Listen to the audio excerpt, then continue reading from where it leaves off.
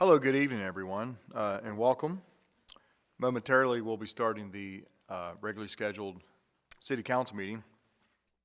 But before we start the City Council meeting, we do have a public hearing on an ordinance that went through its first reading at the last council meeting, and so we scheduled the public hearing for to proceed this council meeting. And this is going to be ordinance number 1090. It's concerning amending section 127-10 of the food truck requirements for the city of Havre de Grace. Before I call on the public at large that wishes to speak, Madam Secretary, could you please read the header into the record of this ordinance? Yes, absolutely.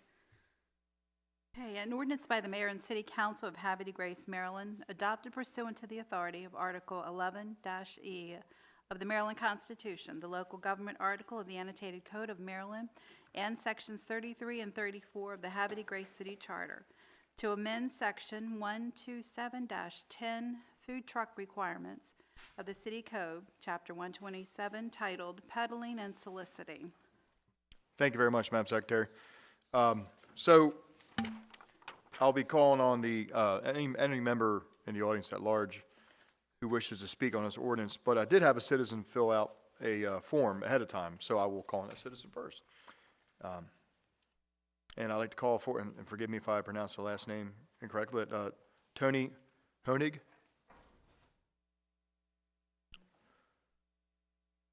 Good evening and welcome, and thanks for being here. May I please have your name and address for the record? Yes, Tony Honig. Good evening. Good to see you all. I am, and my wife, we are a food truck owner, and we live in Harford County. We've been doing this for about 2 years, and just this past year, we've gotten a food truck. We were operating fully licensed and authorized through the Harford County and through the state of Maryland. And there are many fees. It's like tens and tens of thousands of dollars for me to get this truck. Where, as you may be able to tell, I'm getting ready to retire in a couple of years, maybe even next year. But you know, this is something that we wanted to do when I retire. Our family does it, my grandchildren, my daughter, my son, and it costs us a lot of money to do this. Just insurance fees, just recertifying it every year with Harford County Fire Department, everything that we need to do to be able to operate a very low-cost business. We sell funnel cakes. Our company is Dough Slingers Funnel Cakes and more. You've probably seen us at First Fridays. Maybe some of you have had some of our product, and hopefully it was good. But it costs us a lot of money to do that. And so as I'm reading this, I don't have a full understanding of what the requirements are, but it seems as if that it's just another layer of bureaucracy where you're asking us, who are already operating on a very low budget, to pitch into the coffers to keep government going. And if you could just help me understand what some of the what's the driving force behind having these new regulations? And maybe even speak to what are the expected fees that we the food truck owners are going to have to incur as a result of this new ordinance? All right, so Jim Ringsocker, Council President. This did come through our planning department. I can give some clarity on a couple things. So we're just trying to protect the assets of the city of Havre de Grace. We're trying to keep the downtown looking nice, but still give opportunity to food truck operators to have areas where they can still set up and run their business. As for the fees, What are the fees associated with setting up for it? I believe it's just $100 for the license processing. Is that per day or per, Let me check, sorry. I didn't see that in here. Council President? Council, what'd you say? Right. It's Correct. So- independent events, and it hasn't changed. So I guess, go ahead. Yeah, I was going to say, so under the new fee schedules, which is under Section 70 of the code, that the council is going to hear tonight, I think, on first reading, it's established that the food truck licensing permit is $50 for a 90-day period. Because when we go to some of the events, if we're downtown at the, at the Decoy Museum, if they have an event there, they are actually charging us also. Some of these events, like, are $250 for one event for us to go to. A minimum, when we're at First Fridays, it costs a food truck $80. My most expensive product that I sell is $7.60. I have to sell a lot of them to make up that $50, that $100, that $250. And this is going to put a very, very steep tax on what I need to do, and even to consider moving forward with what we're doing. Councilmember Robertson. Hey, just to clarify for my own edification, I mean, what we're doing with this ordinance is amending the existing food truck licensing, which currently, until I guess it was last year or 2 years ago when we first took this up, you couldn't have a food truck on public property at all. So now there are locations where you can, and that's where the fee comes in, so it's per the 90-day period. And then if you look at the ordinance before us tonight, on page 2, everything that's underlined is really what's being discussed. Okay. That's what's being added, and that's for the inclusion of food trucks to be allowed on private property. Okay? And I think that the goal here is, if you have like these breweries that are popping up in town now, and if you have private property, before you couldn't set up a food truck, now you can. So I think that that's where, well, you could if this is passed, and I think that that's the goal here. What I'm probably not too clear on is if, say like if the Decoy Museum has a private event and they have food trucks set up, are they also required to get a fee from the city like the food trucks? Not that I'm aware of. If it's on a private parcel or a private entity, then no. If it's for a city event, there's a separate fee that's paid, an event fee.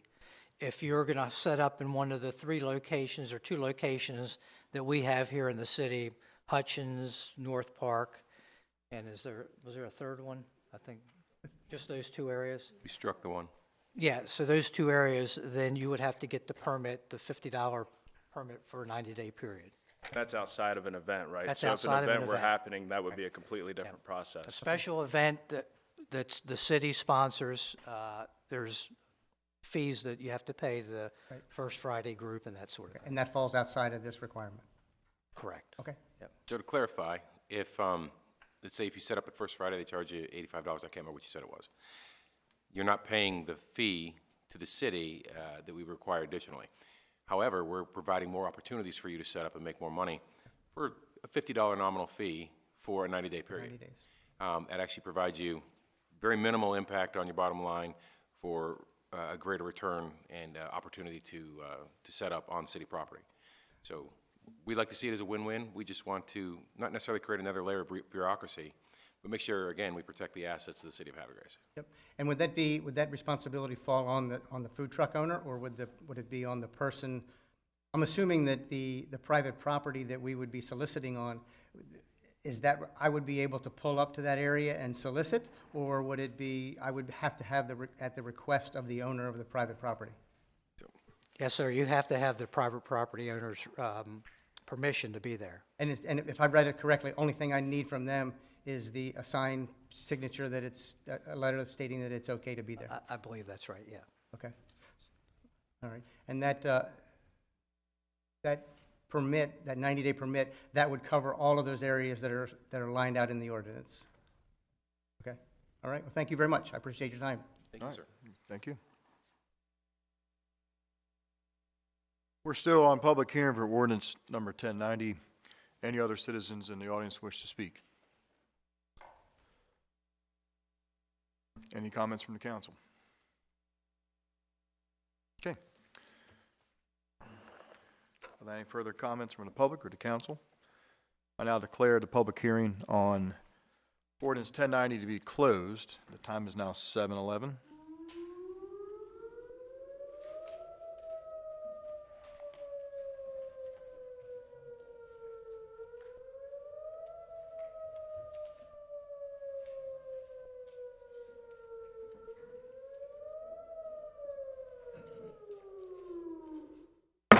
Good evening, ladies and gentlemen. The time is now 7:11 in the evening. I call to order a meeting of Havre Gray's Mayor and City Council.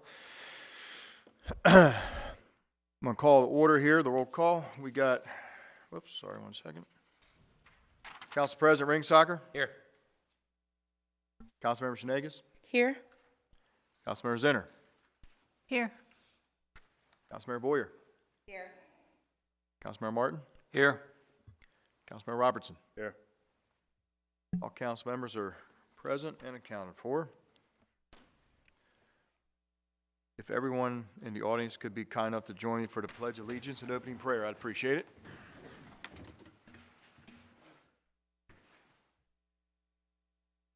I pledge allegiance to the flag of the United States of America and to the republic for which it stands, one nation, under God, indivisible, with liberty and justice for all. If I could kindly ask everyone to remain standing for just a few more moments, as it gives me a great pleasure to call forward Reverend Dr. Lynn Humphreys-Russ. It is so good to have you back here again. We're happy to see you. Thank you. It's good to be here. Thank you all for bringing the Word of God into these chambers. Would you all please bow your heads and pray with me? Almighty God, we pause before the work of this evening to pray for our city, for these council members, and for all who are here tonight in person or virtually. In this week when we gather together in many ways, in our homes, our churches, our communities, may we acknowledge and give thanks for the many blessings we have because we live in this beautiful city. The blessings of abundant and fertile natural settings, a community that shows great care for those in need, a city and a people who trust you, God, with their lives. Bless the work that is before this city council tonight. May every decision that is made be done with generosity of spirit. May every effort keep the unity of the Holy Spirit alive through the bond of peace and reconciliation. In all that is said and done here tonight, through all who have gathered here tonight, may the final result be the flourishing welfare of this city and your people. In our city, loving God, we pray to you by many names. I pray to you tonight in the mighty name of Jesus Christ. Amen. Amen. Reverend, thank you so much, and hope you have a great Thanksgiving. And you. Thank you.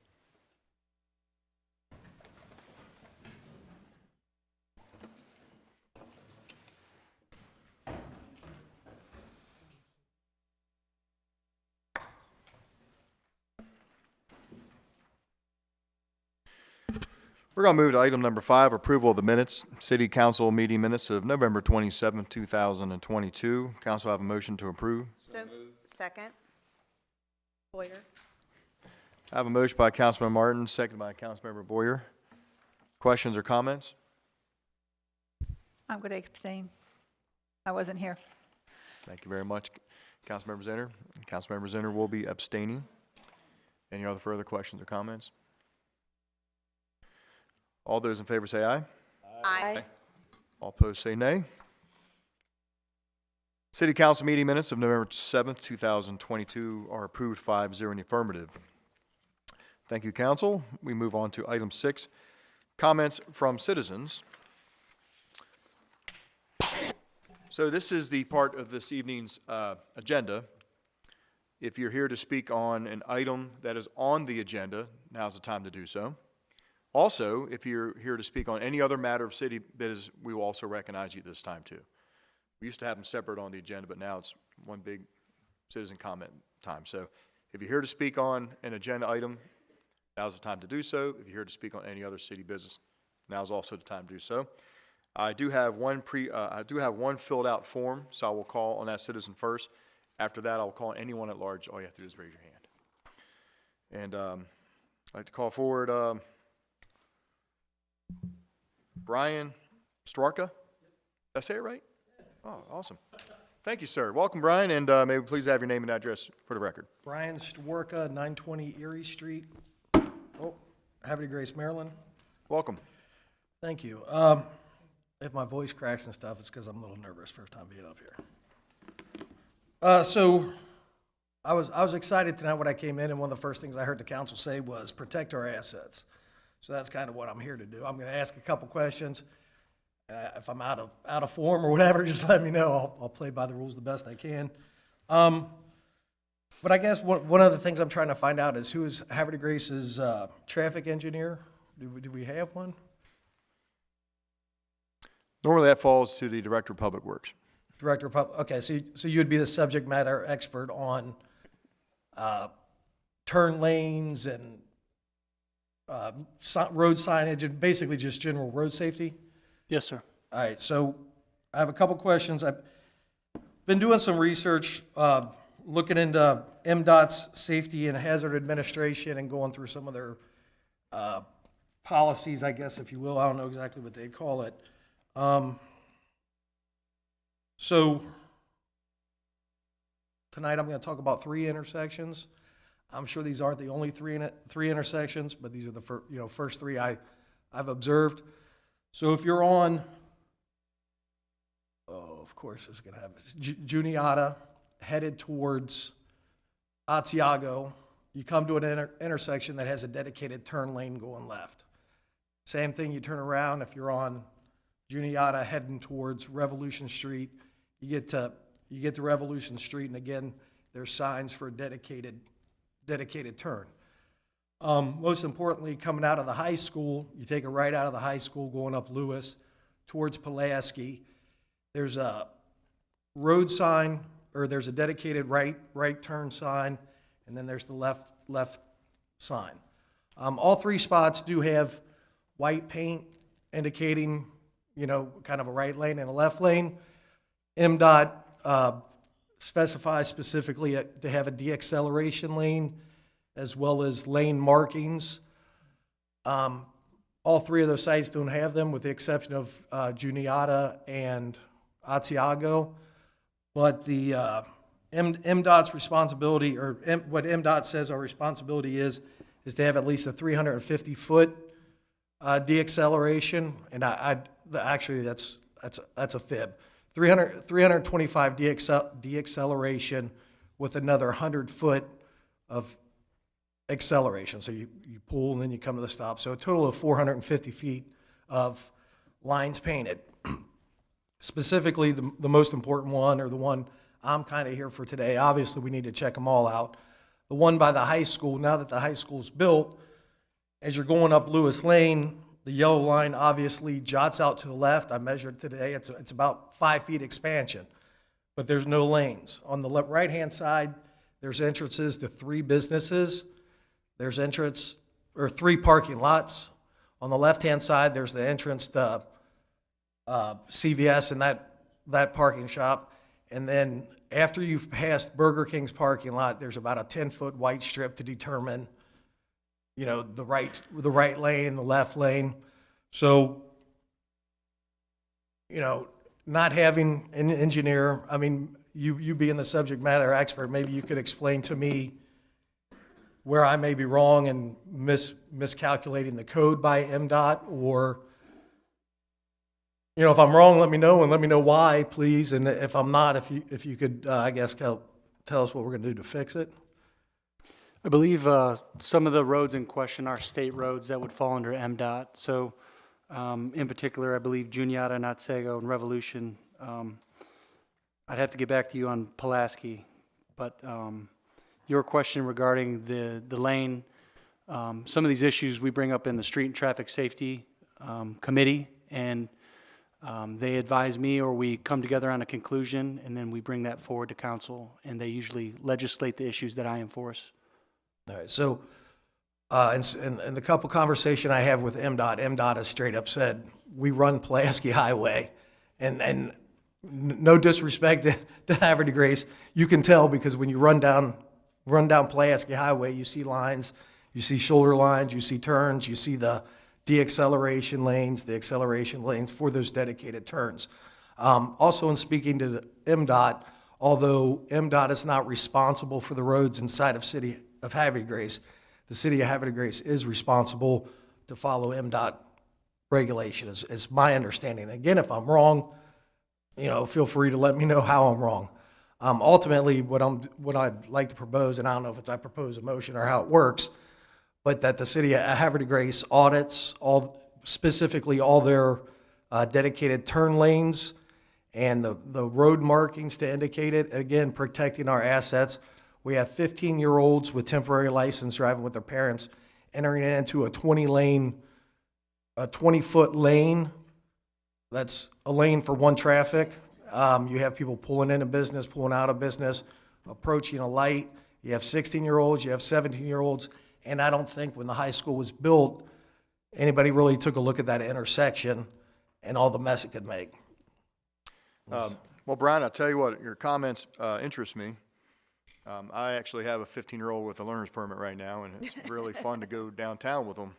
I quit letting him drive my truck. He can drive his mom's car now. But, Havre de Grace, and everyone in his audience knows Havre de Grace is a hodgepodge of decades of street signs and turn lanes with different DPW directors, different engineers. If you're driving downtown, you see people stop where there's no stop sign, blow past where there are stop signs. We're not a perfect city when it comes to how we laid out our roads, but our roads have been laid out through decades and decades and decades of old town, new town development. Like I said, since I've been here, council member and mayor the last 8 years, we've had some pretty good DPW directors. Mr. Malizer started working here a few months ago. He's definitely qualified to look into this, and we will. I mean, one can only assume when we're building roads that connecting to a state highway that everything is up to par. And as you're talking, I'm thinking, I wonder if there was any variances with speed limits or with the road and things like that. But your comments interest me, and I know that the traffic's getting really bad now on Lewis Lane in the mornings and afternoons when the school lets out. And so we will look into it, and we'll see what the code is, and if we're following the code, or if the lines need restriped, and we'll do our best. We'll do our best to see if we can comply to it. Councilmember Boyer? All right, and if you don't mind, thank you for that.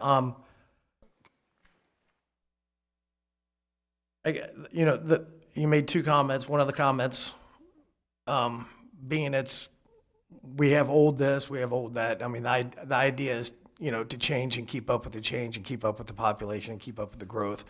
So that's kind of a hard situation to say. It's the way it's always been. I know if I told my bosses we are changing, that's the way it used to be, or that's the way it is, I'd have a hard time, getting out of that conversation unscathed. And the second thing is, as voters, we vote people in to not assume but to know. So thank you for your time. Sure. Councilmember Boyer? I just wanted to put out there, sir, we have our Street and Traffic Safety Committee meeting on the 28th, we have it every fourth Monday at 6 o'clock, and we encourage people from the community to come forward and help us identify these situations. I will say that at that intersection, we've met with the state about that intersection on multiple topics. Most recently, we wanted them to put in a crosswalk because it was not painted there. So they're very well aware of it. That whole part of Route 40 from, quite frankly, where Revolution begins, that intersection, all the way down to the bridge is a known problem. But I'm not talking about Route 40. that's an intersection there. So it has to be counted as the whole intersection and addressed as the whole intersection. And it's things like that that we are trying to address. I don't think anybody has really brought up the issue about the acceleration or deceleration lanes to us. So that's something that we can definitely talk about at our next Street and Traffic Safety Committee meeting. But I'm trying to communicate is that there's a number of problems with that intersection. And that intersection is connected to other intersections in that area. And those are the things that we really need our community to keep bringing up, because to be able to put the amount of funding in place to be able to address all those issues it needs to be a concerted effort between state, county, and municipality to get things done. So we are all in this together, and with our voices together, we can make change. And we're getting ready for a new General Assembly session. Hopefully that whole corridor intersection will be added to the county executive's list of things that need to get fixed. And this, among things, is things that we can bring up that can be added onto it. But again, it's unless people within our community identify things and bring them forward that we can address them, because there's just, so, like the mayor said, so many things that need to be done in our community. Well, as a student of 2 kids that go to Havre de Grace, I can tell you of 3 accidents that happened in less than 30 days. So if, we talk about protecting our assets, and then we talk about it's got to be brought to our attention. So if the police department's showing up there and the ambulance is showing up there and people being towed out of there isn't having it brought to your attention. I mean, I guess that's kind of where I get a little goofy and I get a little spun around, is when people are being hurt. I can't say if anybody's been killed there. I know people have been hurt severely, and I just think at some point in time, when are we going to step up? And if it's not the states, because when I spoke to the people at MDOT in the state, they specifically said anything that happens on Pulaski is the state, anything that happens on Lewis is Havre de Grace, and it would take 400 feet, 425 feet of laneage to make it compliant according to them. And you had mentioned about the speeds. At 30 miles an hour, it's 450 feet. As the speed goes up, the 450 feet gets bigger. And again, that's just basing it off of their Safety Hazard Administration guidelines. I'm not trying to be disrespectful. It's just there's people being hurt, and it's again safety issue, assets, protecting them. I will be at the Street traffic the traffic safety, but again, I don't know what. Hopefully, traffic and safety speaks here tonight. I don't know how it works, but I'll find out at my first meeting. Right, and any kind of communication that you have, if you can share that, I think that would be extremely helpful as well. Okay. Because obviously you've had a long, extensive conversations with them, and that gives us a place to start from. All right. Thank you. Thanks, Brian.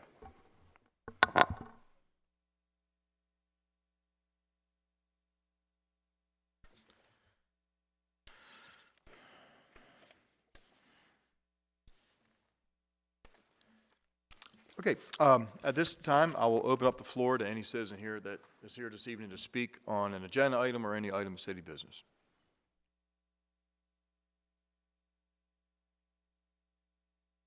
Any comments from council? Okay, we will move on with the agenda.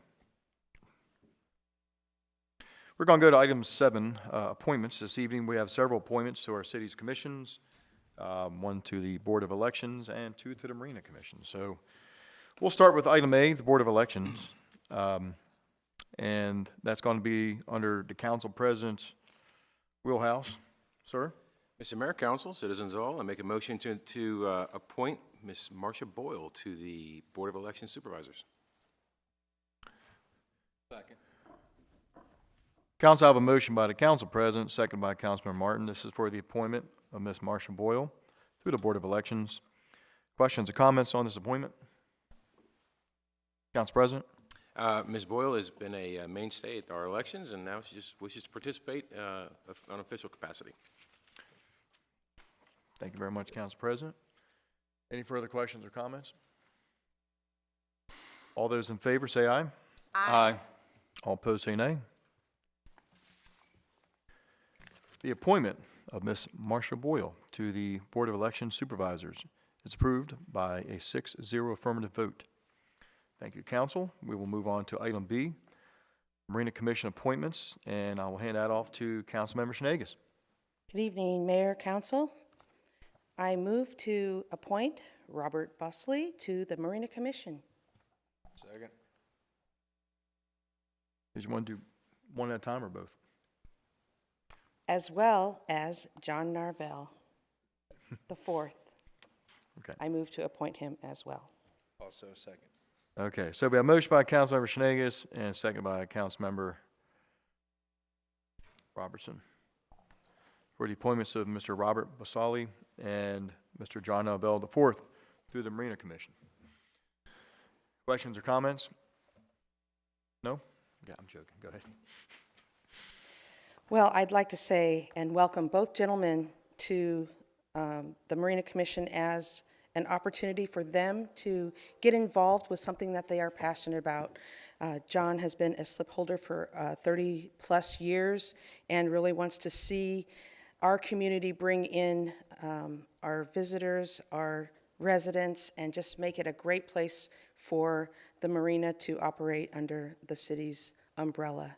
And Bob has been involved with sailing and skiing as well as biking in the community for 30-plus years, and he too would like to be involved as a slip holder and help us with our improvements going forward. Thank you very much, Councilmember Schnagus. Any further questions or comments? Somebody say something? No, that was. All right, Mr. Mayor, I'll say something. I will say that when I was head of the Marina Commission, that Mr. Narvell was always the person that I asked when I had specific questions because of his longitudinal knowledge that he has of the marina and the operations down there. There are plenty of questions that he's always been able to help me with, and in return, I pull and drop his boat whenever he needs it. So, Mr. Narvell, thank you for serving. Thank you very much. All those in favor say aye. Aye. Aye. All opposed say nay. The appointment of Mr. Robert Basali and Mr. John Bell IV to the Marina Commission is approved by council, 6-0 in the affirmative.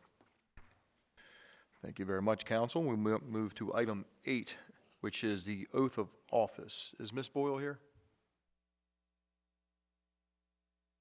Okay, I didn't see Ms. Boyle. We will swear her into office at another time, but I would like to call forward Mr. Robert Basali and John Bell.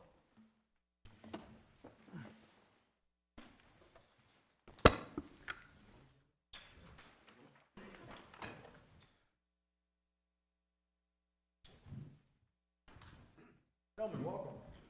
Stand over here, if you will. Sir?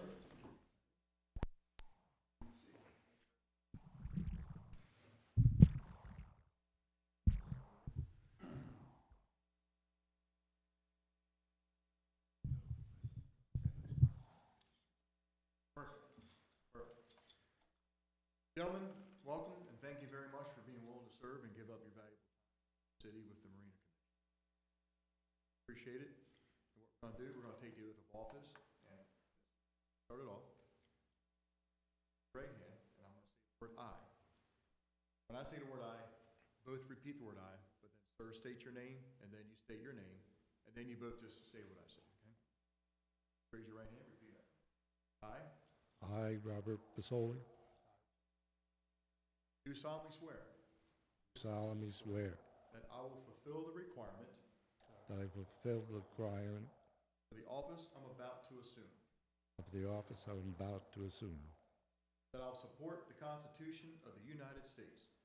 I will support the Constitution of the United States, I'll be faithful faithful, and bear true allegiance bear true allegiance to the state of Maryland, to the state of Maryland, support the Constitution support the Constitution and laws thereof, and laws thereof, and that I will faithfully and impartially, that I will faithfully and impartially, without fear of favor or prejudice, without fear of favor or prejudice, discharge the duties discharge the duties member of as a member of the Havre de Grace Marina Commission, the Havre de Grace Marina Commission, to the best of my ability.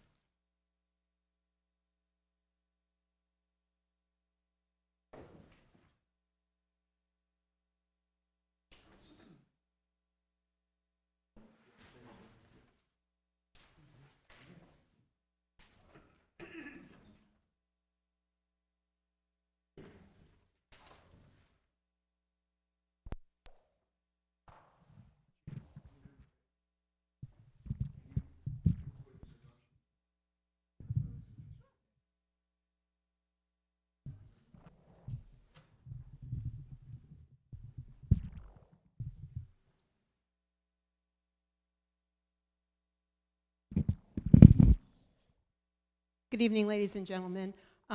We are very proud in the Havre de Grace Police Department to have a new officer joining us. As most people know, or if you don't know, I will let you know that across the nation it's getting harder and harder to find folks that want to be police officers, that want to come into law enforcement. Well, not only do we have a gentleman that wants to come into law enforcement, but he's not new to law enforcement. If I could have Officer David Newman come forward. Officer Newman, just to let you know, he actually served as a police officer in Prince George's County, and but you were originally here from Harford County, is that correct? Yes, ma'am.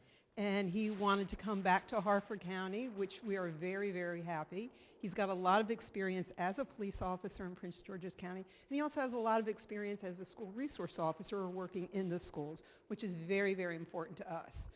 Because we were I think we are trailblazers because we were the only agency, to the best of my knowledge, even in the state of Maryland, who had school resource officers in every one of their schools. So having Dave here and having his knowledge and experience is something that we are greatly looking forward to, and we think it's absolutely wonderful. So Dave, thank you very much for coming to our department, and I'm certain that you will do very, very well. So with that, Mayor.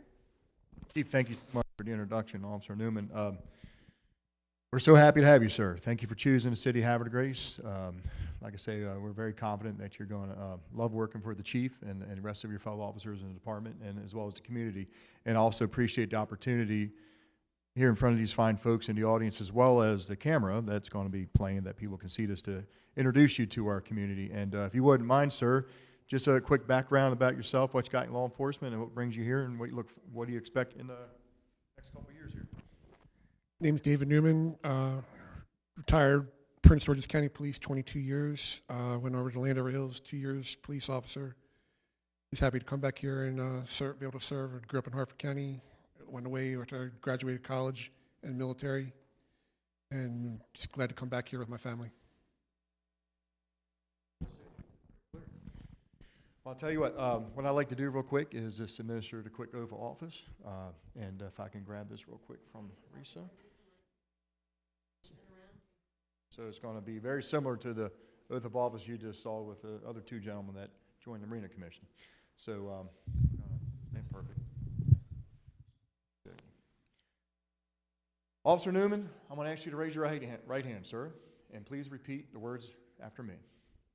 I state your name. I, David Newman, Do solemnly swear that I will fulfill the requirement of office I'm about to assume. I'm about to assume. That I will support the Constitution of the United States. That I will support the Constitution of the United States. That I'll be faithful. And bear true allegiance. To the state of Maryland. And support the Constitution. And laws thereof. And that I will faithfully. And impartially.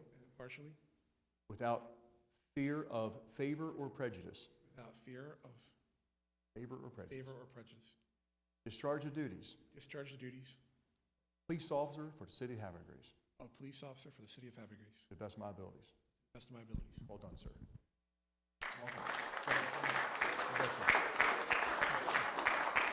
I'd like to have you step over here.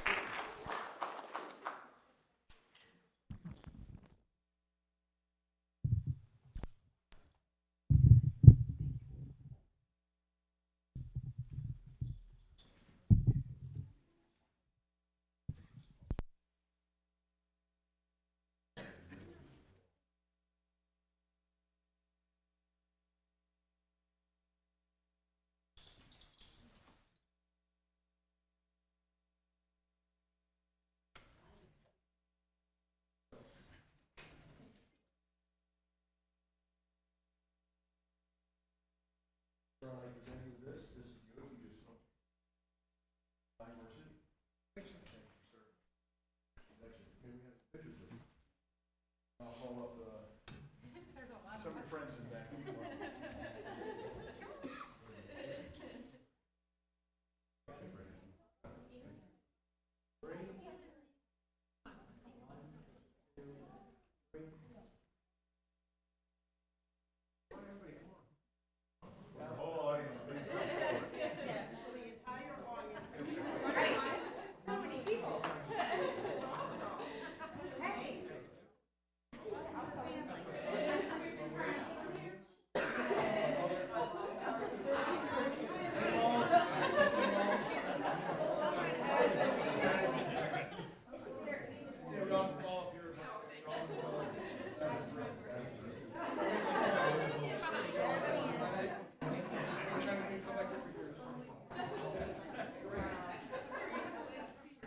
Officer Newman, did you bring any family today?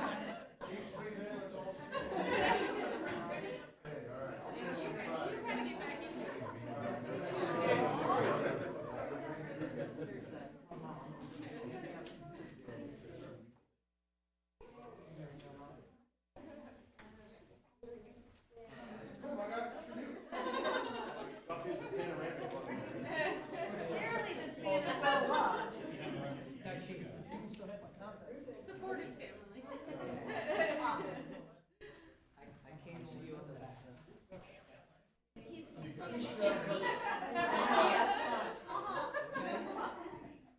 Ready? We'll turn time. 1, 2, 3. I'd like to call forward the officers. We'll do one with David and all. Thank you, folks. Thank you very much for supporting me.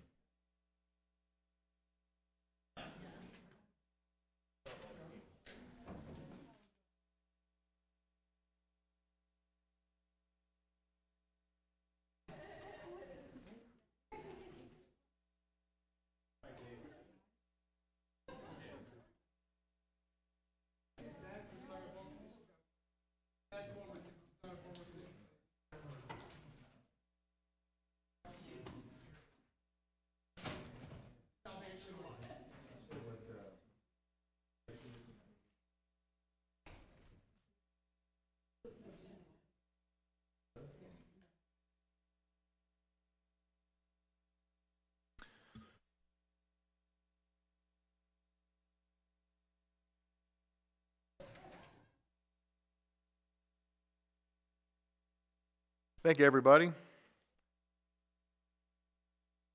We're going to move to the next item on this evening's agenda, recognitions, number 9. This evening, we have no recognitions. Item number 10, proclamations. This evening, we have no proclamations. Item 11, presentations. We do have a presentation, and it is the city's annual financial audit for fiscal year 2022. And I'd like to call forward Mr. Nate Swartz, representing Zelenkovsky Axelrod LLC, the city's auditors.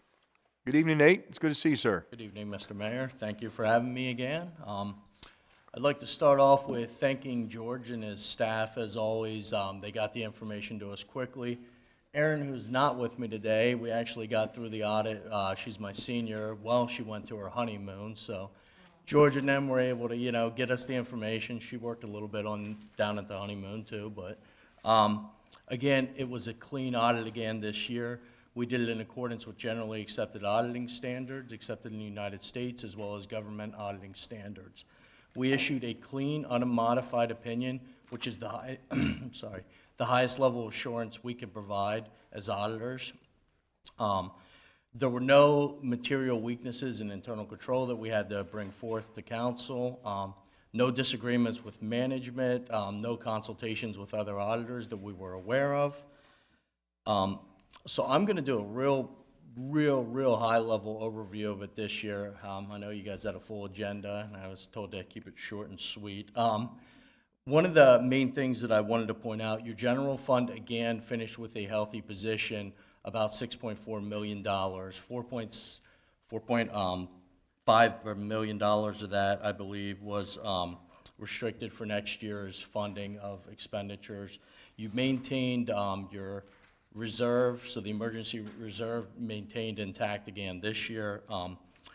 One of the big things, obviously, that came through this year, which council is well aware of, is the ARPA funding. You did spend some of that money down. There's approximately $5.2 million that's sitting as a deferred revenue until you guys do use that on eligible projects. So that's sitting on there. That's a new fund this year. One of the other big things that I'd be remiss not to mention is obviously the pension funds, along with every other pension fund in the United States of America, took a big hit this year to the tune of about $3.3 million. Again, across all my client base, same thing, but just something to be aware of. I'm not going to go through the statements. I know you guys all have a copy of them. George can answer anything, and if he can always bring it to me. But again, it was a clean audit year. Everything went smoothly, and George provides all the information to us in advance. We come down, the samples are pulled. It's a very good audit, so you have a great staff. So if you guys have any questions, I can answer them. Okay. Keep rolling. George. Yeah, it's not really a question, but I do want both Nate and Aaron. Aaron especially, because we did hear from her on her honeymoon, and I think that's service above and beyond and worthy of recognition. But they've been, this is, I think, their 7th or 8th year now auditing, and they're extraordinarily efficient. And for the taxpayers, I think they ought to know that that helps keep their audit cost and audit fees down. Even with the single audit, we came in under budget for the audit, and we weren't sure how that was going to play because this is the first year since 2013 we've had a single audit. And you guys have a great firm and a great team, and you always leave before I say this into my comments. That's why I'm doing it tonight while you're still here to hear it. But they are an excellent firm. They have grown quite a bit in Maryland, though, since we were their first Maryland client, I believe. Yeah. And they have even taken on a county in Maryland. So they have done really well, and it's a testament to their ability and their professionalism. Thank you, George. Any other questions? Well, Nate, I want to thank you. I appreciate everything you guys do. I echo George's words. I know you and I have met a couple times this year in my office and had some good conversations. And like I say, I appreciate the professionalism. And if there's no other questions from council, have a good evening. Thanks. Take care. Thanks, Nate. I think you set a record, by the way, Nate, of the quickest, annual audit overview, so we're going to keep that in mind. So I think, I was warned to keep this one short, so I ignored all the notes. well, you did. I'll tell you what, props to you, sir. Have a great Thanksgiving. Thank you. And Mr. Mayor? Yeah. Where can the public find this? The copy of the audit should be posted on the city's website by Tomorrow morning. tomorrow morning? Yes, sir. Okay. We- Not a problem. Thanks. Just for folks at home. For folks at home, yep. Absolutely.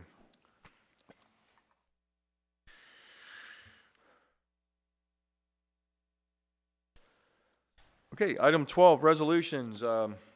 This evening are resolving nothing. So we're going to go to item 13, ordinances, and we have one ordinance for a first reading, deals with fees, and that's going to be under the jurisdiction of the council president. Mr. Mayor, Council, I make a motion to introduce an ordinance concerning amending the City Code, Chapter 70, fees for first reading. Second. Council, I have a motion by Council President and a second by Councilmember Robertson. Councilmember Robertson. This is a motion to introduce an ordinance on first reading. Questions or comments on the introduction? All those in favor say aye. Aye. Aye. All opposed say nay. Motion to introduce an ordinance carries 6-0 in the affirmative. Madam Secretary, would you be kind enough to assign this ordinance a number and read the header into the record, please? This will be ordinance 1091, an ordinance by the mayor and city council of Havre de Grace, Maryland, adopted pursuant to the authority of Article 11-E of the Maryland Constitution, the local government article of the annotated code of Maryland, and sections 33 and 34 of the Havre de Grace City Charter to amend City Code 70, fees, by repealing and reenacting ordinance number 850, ordinance number 856, ordinance number 884, and ordinance number 986, to update the definitions and general schedule of fees charged by the city for various permits, licenses, and other services thereunder. Thank you very much, Madam Secretary. Council, I have a motion to adopt ordinance 1091 on first reading. Second. A motion by Councilmember Martin, second by Council President. Questions or comments on the ordinance? Councilmember Zinner. I did not look up and coordinate between 850, 856, and 884. What I did was I focused on City Code 70 and the ordinance here. And there is a difference in terms of the number of definitions. So for example, on the new proposed ordinance, there are 25 versus 15 in the ordinance 70. However, the one thing that I question on, this is exclusive use on line 169. The definition of exclusive use, to me, does not sound like a definition. It sounds like an ordinance, especially when you go back to the fee schedule. And while this is adding costs, the fee schedule says for fencing, it's $50, and this primarily speaks to fencing. And when you look at 70, fencing's not even mentioned as a definition, but the fee is $50. So it doesn't seem consistent to me that the way this is particularly written, it just, to me, it's not a definition, it's an ordinance. And we're not changing anything in the fee structure, but yet it appears that we're changing quite a lot in terms of this exclusive use and fencing. So I think something needs to be corrected. So you'd like to have Mr. Gamatori comment on this?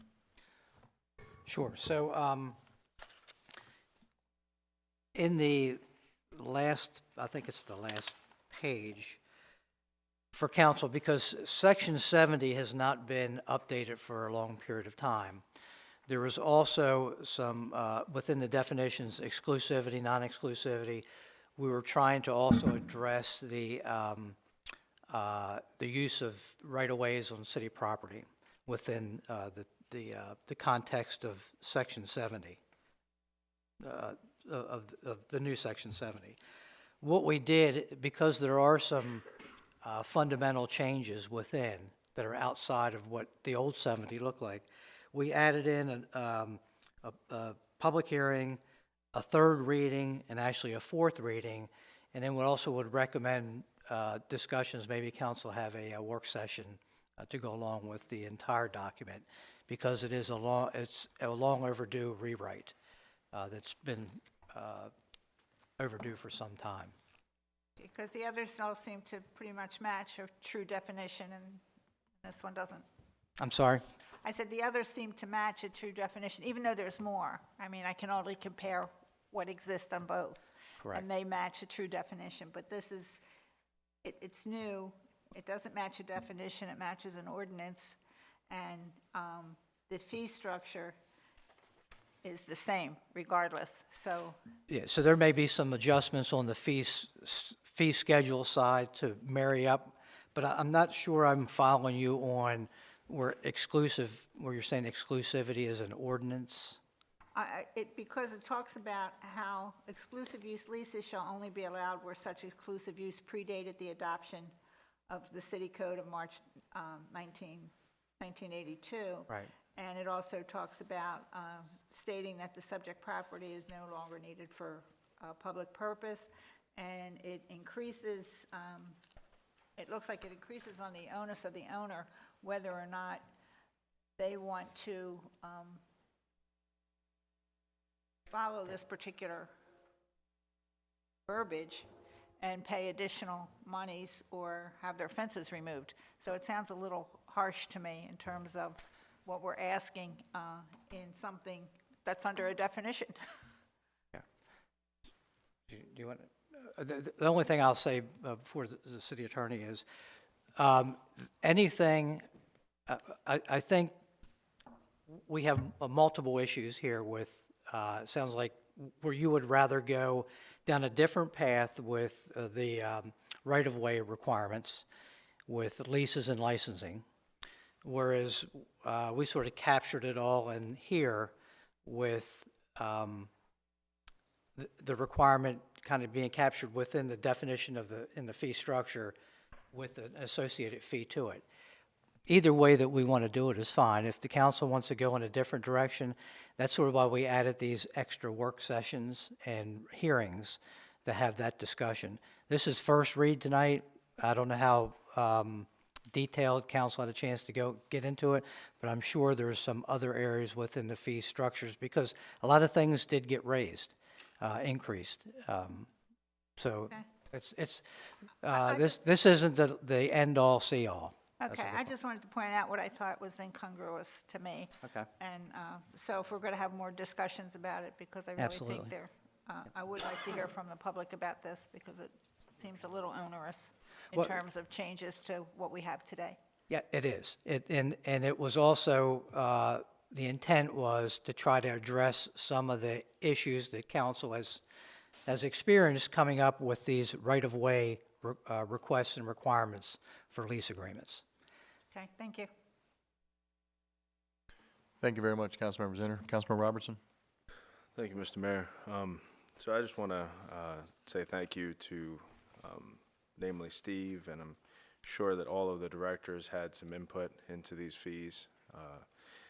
And I know I've had a few questions that we discussed this past week for the Budget and Finance Committee, but I think, this has been needed for some time for a number of reasons, and I'm actually very thankful that we have so many opportunities for public input.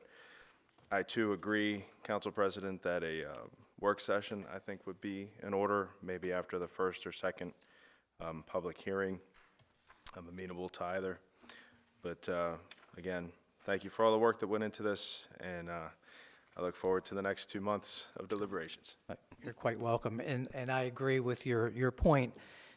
This has been a long process, so in the adoption process, if we need to take longer, we can to get it right. Roger. Councilmember Martin?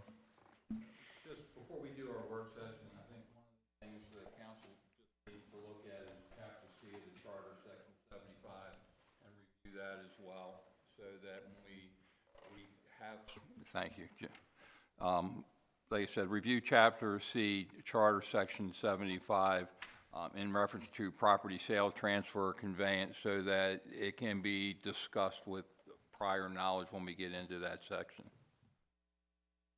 Thank you, Councilman Martin. Any other further questions or comments? Councilmember Boyer? Yeah, I want to echo Councilman Zenner's comments about it, trying to do too many things with this. It was my understanding going into this that the real focus and the need of this was to establish, to re-look at the fees and look at the fees specifically for the Star Center. I know that's been a long time coming. There's been a lot of work into that, and I think that it's wonderful it was captured there. I have a real concern that we're going to get derailed because this is going to bring up the issue of fences. And that's going to take us off the path of where we need to go, which is establishing fee structure for the Star Center and codifying it. I also have a concern that while this is not passed, it's not even been fully discussed. We have multiple sessions planned to discuss it. That's going to take us out into January of 2023. We are currently telling people within the community that they cannot renew their fence leases right now.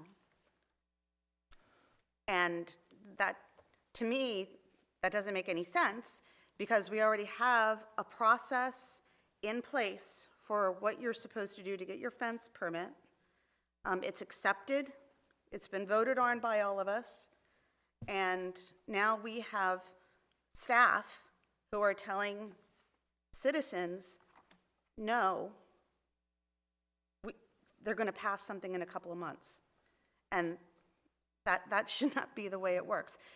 It should be the same process until the day he signs it and it goes into effect. Are you looking for a response? I would like to know why people were turned away when they were trying to get a fence permit. There is a single incident or request, I think it was Stoke Street and Bourbon Street, that came in for a fence on the city right away. And the city administration's position was there was adequate room to put it on their own property, not on the city right away. That's what came before council, I think, the last meeting. So we were not favorable of supporting a fence on city right-of-way that really didn't need to be put on city right-of-way. So it's up to the council whether they want to pass that or not. But to go, if I could go back to the fee schedule for 1 minute. So the fee schedule review started before we even decided to get the Star Center. So the Star Center was a component of what was in here, but we also added things like the community center, the Opera House. So to say that that was sort of the focus of this, the Star Center was sort of an afterthought because we had acquired it. We were really focusing in on building permits, the cost that we were charging, whether it was enough to recoup administrative costs for the due diligence we have to do in this building and then outside with other agencies. So, and I think it was it was before the current mayor was mayor, is when the last time the fee schedule was looked at. So it's long overdue. The fence in question is at the corner of Commerce and Union. Yes, I'm very familiar with that. Yep. And they were told that they cannot get a permit for the fence. No, and if they did not put the fence there, the fence was there to begin with. Correct. So my recommendation was with the, if they want to come, the fence permit is long overdue. The fence permit should have been captured during the title search because when the previous owner sold, the fence does not run with the land. So that should have been renewed then. Recently, I'm going to say within the last week or two, there was a conversation with the current property owners, and my recommendation was, hey, we can wait to this new ordinance gets passed, or we can do a temporary lease agreement for a year or two or whatever it happens to be. We typically have been doing them, I think, for no more than 5. Right. Yeah. So, I mean, we can continue down that path. It just seemed like until we kind of figured out if we were going to go down this path with this ordinance, that it was kind of senseless to wait while we could just wait another 6 weeks or 2 months. And they had been working the whole time with our Department of Planning because they had a number of other permit issues that they were working through too. And when they asked specifically about the fence, they were told just. Well, Councilmember Boyer, I just told you, I learned about it last week. Okay. And that was my recommendation. We're not making them take the fence down. I mean, the fence is just for, This says. what's that? That's not what this says. This says potentially. We're we can not take it down. asking the Commerce and Union Avenue folks to take their fence down. We're asking them to wait a little bit before we put it before the council for the renewal of the lease agreement. There's a difference between someone asking permission to build one and someone who has one already. We're just asking them to wait just a little while longer before we reapprove it. The current language in our lease agreements, we can require them to take their fence down as it is. At any time. So that's just mirroring this, what the language is, just for purposes of city right-of-way and using our land for improvements and repairs. If the fence gets in the way, then they have to take the fence down. That's in our current language. No different than this. They wouldn't require them to take it down now while we're waiting to work out the process. And if I could, Mayor, so just sort of the end game, I think what we're all looking for is for the city to, again, we talk about protecting our assets, is protecting the taxpayers' assets from private use.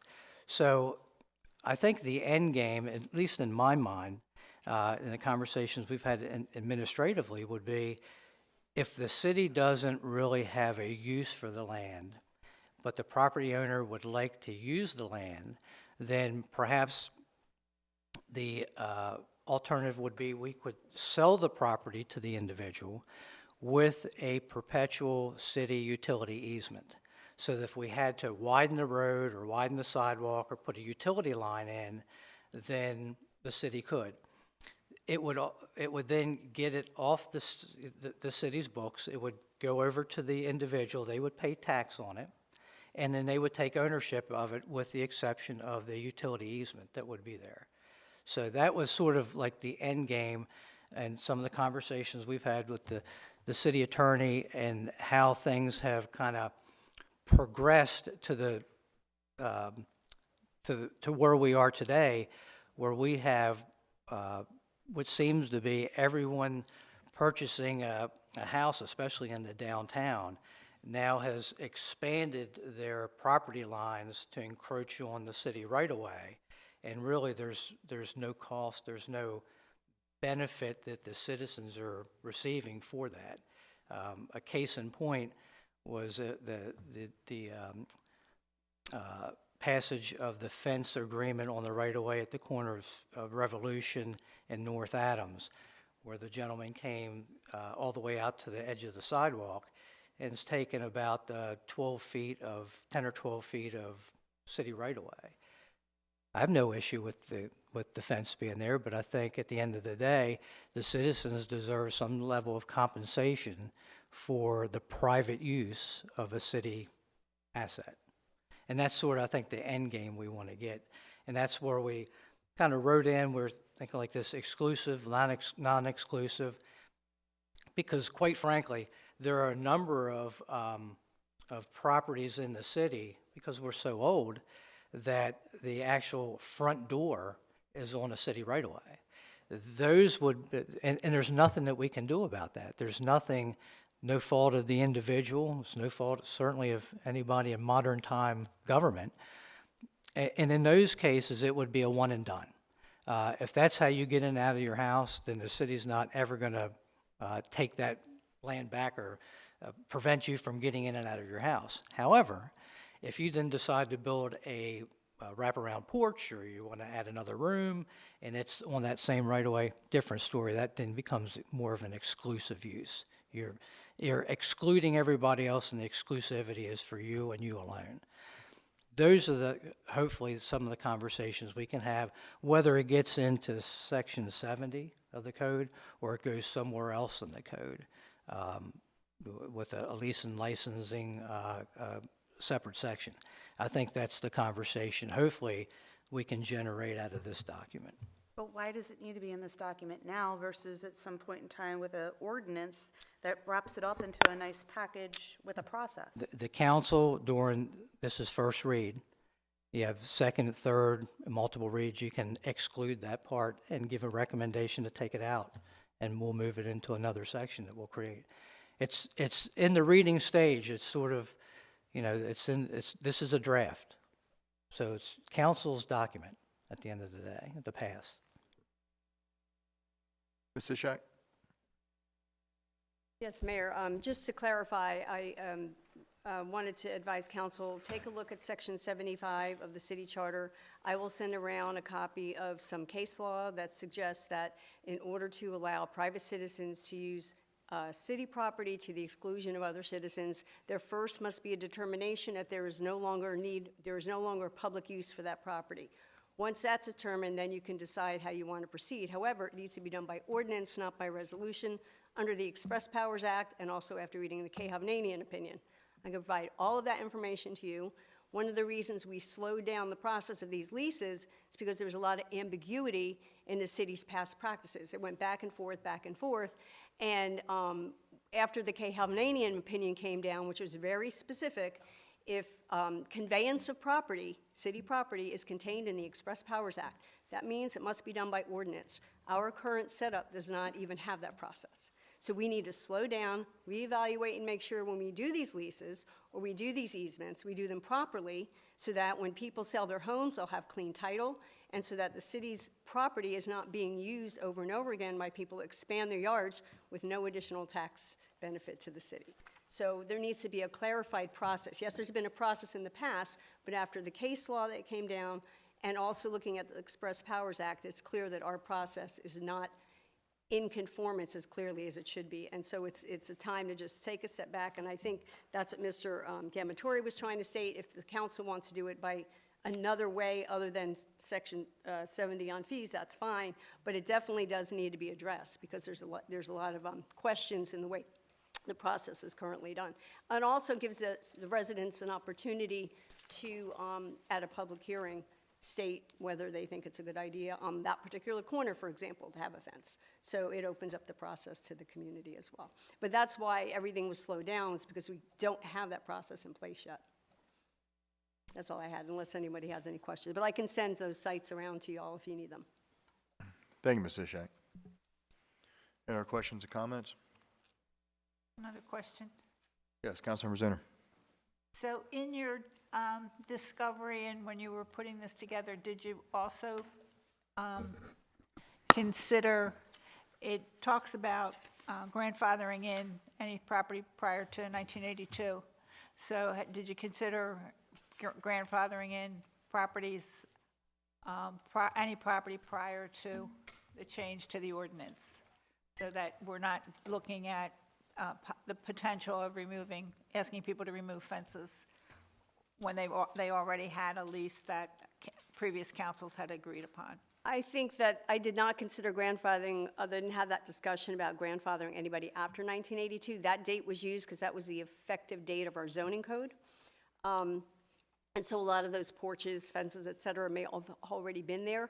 After that date, there should have been a determination by council that the property is no longer needed for public use. So I think in that instance, you would do it on a case-by-case basis. Okay, thank you.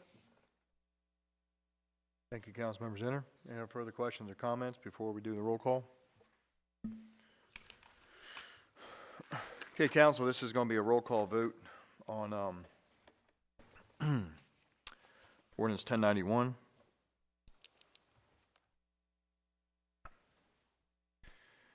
Councilmember Zinner? I have to tell you, I'm not sure what I'm voting on because there's so much in here. Okay. Or am I voting on We're voting on ordinance. not moving it forward, or voting yes to move it forward to the next discussion? Yes, we are voting on approval or disapproval of or I'm sorry, adoption or non-adoption of 1091 to move on to a public hearing and a second reading or subsequent work sessions. Okay, so in that case, yes. Okay. Councilmember Shenanigans? Yes. Councilmember Boyer? Yeah. Councilmember Robertson? Yes. Councilmember Martin? Yes. Council President? Yes. By roll call of 6-0 in the affirmative, City Council Ordinance 1091 concerning fees is adopted on first reading. Council President, want to have a public hearing sooner rather than later, or December 5th? And then any other subsequent work session you might want to have, we can announce? We can figure that out. Okay. All right, let's see what the public has to say on December 5th, right? Okay. All right, December 5th, at the next council meeting at 7 o'clock will be the ordinance on 1091, or public hearing on ordinance 1091. Thank you, council. We're going to go to item 14, old business. We do have a tabled ordinance that was put under old business. If any, is any council member ready to untable it, or should we move past it? Okay. I move to untable ordinance 1087. Second. Okay, I have a motion by Councilmember Shenanigans, second by the council president.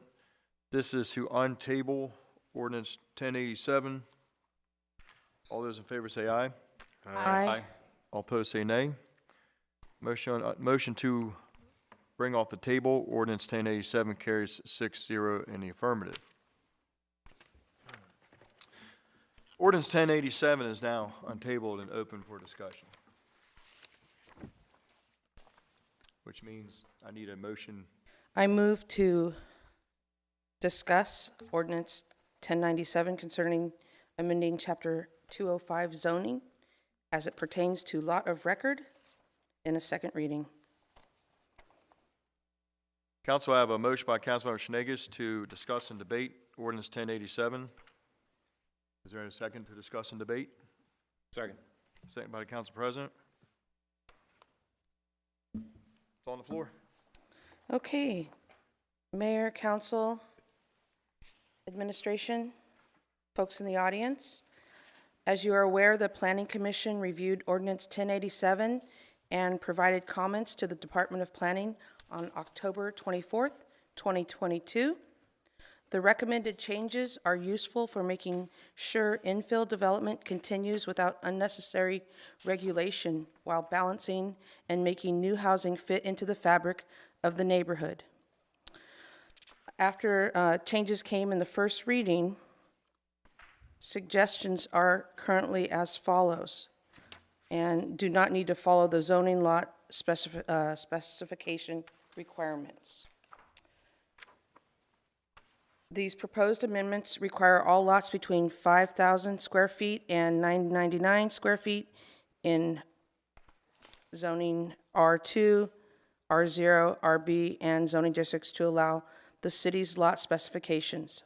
Lots that are 10,000 square feet or larger in the R1 zoning district are also required to meet the lot specifications in the city code. So for that, if you look at the recommended amendments as follows on line 40, section 205, 3E,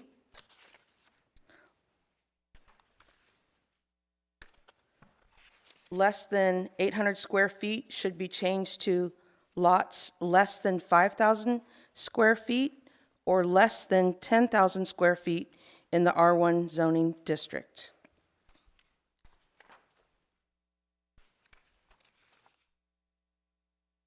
It's in R1.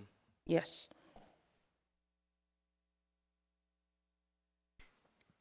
Are these amendments you're making? It is an amendment, yes. Now it's 1087. Ms. Ishak, did we have a first reading and this was a second reading and adoption on 1087? No, we didn't have the first. We did have the first. But what I'm saying is that Yeah, so we moved it from the table, so this is, we were voting on the second reading and adoption or the first one, I can't remember. First reading has already taken place. Then we paused it. We went to the Planning Commission for comment by their request. We took their comments, placed those into suggested amendments in this memo. Last council meeting, we had second reading and it was tabled. We untabled it, so this would be second reading with proposed amendments. All right, so we had a public hearing already. And we had public hearing already. But did we vote on her motion for the amendments at the last meeting? I think that's what was tabled. That was tabled. So now I think we're voting on the amendments to the second read. All right, so what I just need to know if this is a second reading. Okay.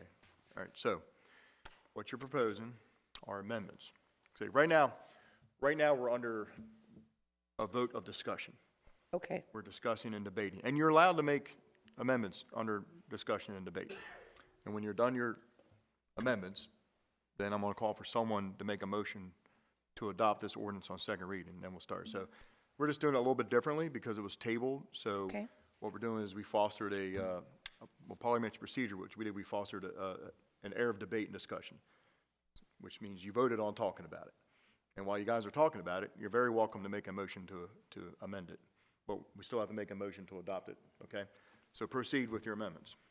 Okay. Remove line 46 through 48, section 205, E1 and E2, and replace with the following. Residential zoning district R1, lot coverage shall not exceed 40% of the total lot area for lots between 5,000 and 999,000 square feet in the area, and 60,000 for lots less than 500 square feet in the total area. Setbacks cannot be less than required to meet city's adopted building code standards for fire safety and other safety standards. Second, residential zoning district R2, RO, and residential offices and residential businesses. Lot cover shall not exceed 60% of the total lot area. Setbacks cannot be less than required to meet city's adopted building code standards for fire safety and other standards. And lastly, maximum building height requirements are not exempt. Mr. Mayor, I second those amendments. I have a motion by Councilmember Shenega, second by Councilmember Robertson on the proposed amendments. Questions or comments on those proposed amendments? Sir? I think, just real quick, you know, this coming from the Planning Commission and the Planning Department, and Councilperson Shenegas has done a pretty good job in liaisoning there, so I definitely think you're making the right moves. And thank you, Tim Boissier, for all you do, man. Thank you, Councilmember Robertson. Any other questions, comments? This is for Councilmember Shenegas' amendment. All those in favor say aye. Aye. Aye. All opposed say nay. Councilmember Shenegas' amendments carry 6-0 in the affirmative. Councilmember Shenegas, anything else? I make a motion to approve the amended, To adopt the adopt the ordinance, thank you, on second reading. on second reading, 1087. Second. Okay, hold on a second. I have a motion by Councilmember Shenegas to adopt ordinance 1087 on second reading, seconded by Councilmember Martin. Questions or comments? Council, we're going to do a roll call vote on 1087. Councilmember Boyer? Yes. Council President Ringsacher? Yes. Councilmember Shenegas? Yes. Councilmember Robertson? Yes. Councilmember Zinner? Yes. Councilmember Martin? Yes. By roll call vote of 6-0 in the affirmative, City Council Ordinance 1087 is adopted and approved on second reading. Thank you very much, Council. We're going to move to item 15, which is new business. We have 4 budget amendments, and I'm going to introduce you to Councilmember Councilmember Robertson. Yep, that's the one. Also wearing maroon tonight, so I get it. Good evening, sir. Chair of the Budget and Finance Committee. Good evening, Mr. Mayor, fellow council members. We'll make this short and sweet, hopefully. I move to approve Budget Amendment 2023-04, Modular Vehicle Barrier System. Second.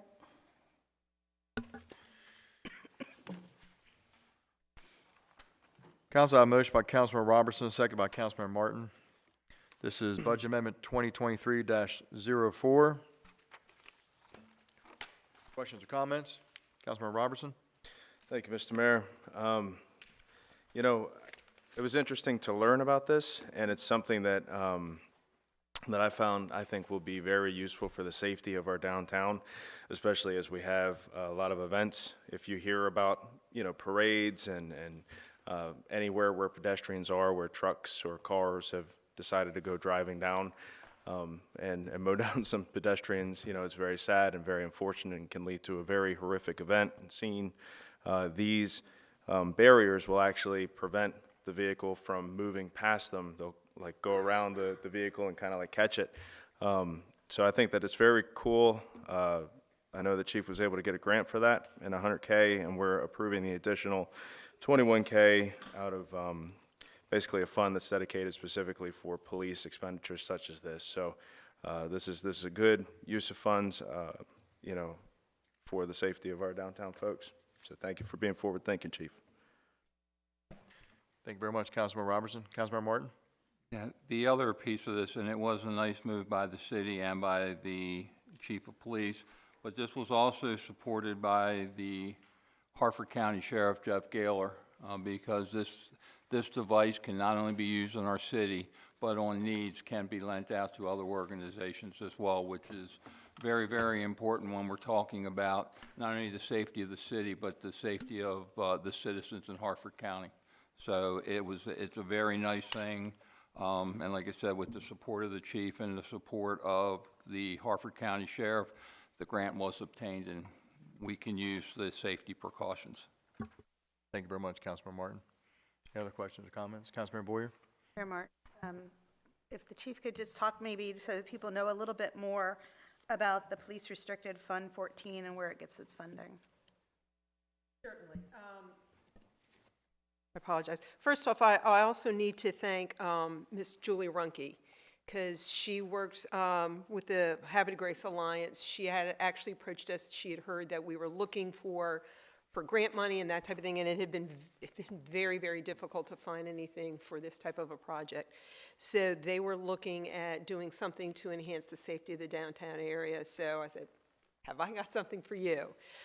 So she really did work on it, and then we use those other funds that we obtained through drug interdiction, those types of things. Those cases had been litigated, and the courts do not give the money back to, you know, the drug dealers or anything like that. Instead, that comes to us, but that money has to be used for public safety purposes, and that's what this is going towards. I think it's perfect. It is. And I'm really looking forward to having this available. So am I. Thank you. Thank you, Chief. Any other questions or comments? Okay, this is going to be for Budget Amendment 2023-04. All those in favor say aye. Aye. All opposed say nay. Budget Amendment 2023-04 is approved, 6-0 in the affirmative. Councilmember Robertson, may we have the transfer numbers or account numbers? Sure. Well, in the from column, account number 01-0001-48-34, state grants DHCD $100,000. Also in the from column, account number 01-0001-49-00, fund transfers, Fund 14, police restricted FD, $21,400. In the to column, account number 01-1112-6501, police capital equipment traffic barriers, $121,400. Good. Thank you very much, Councilmember Robertson. And we're going to move on to item B, Budget Amendment 2023-05. Sir. Mayor, fellow council members, I move to approve Budget Amendment 2023-05, underfunded capital projects. Second.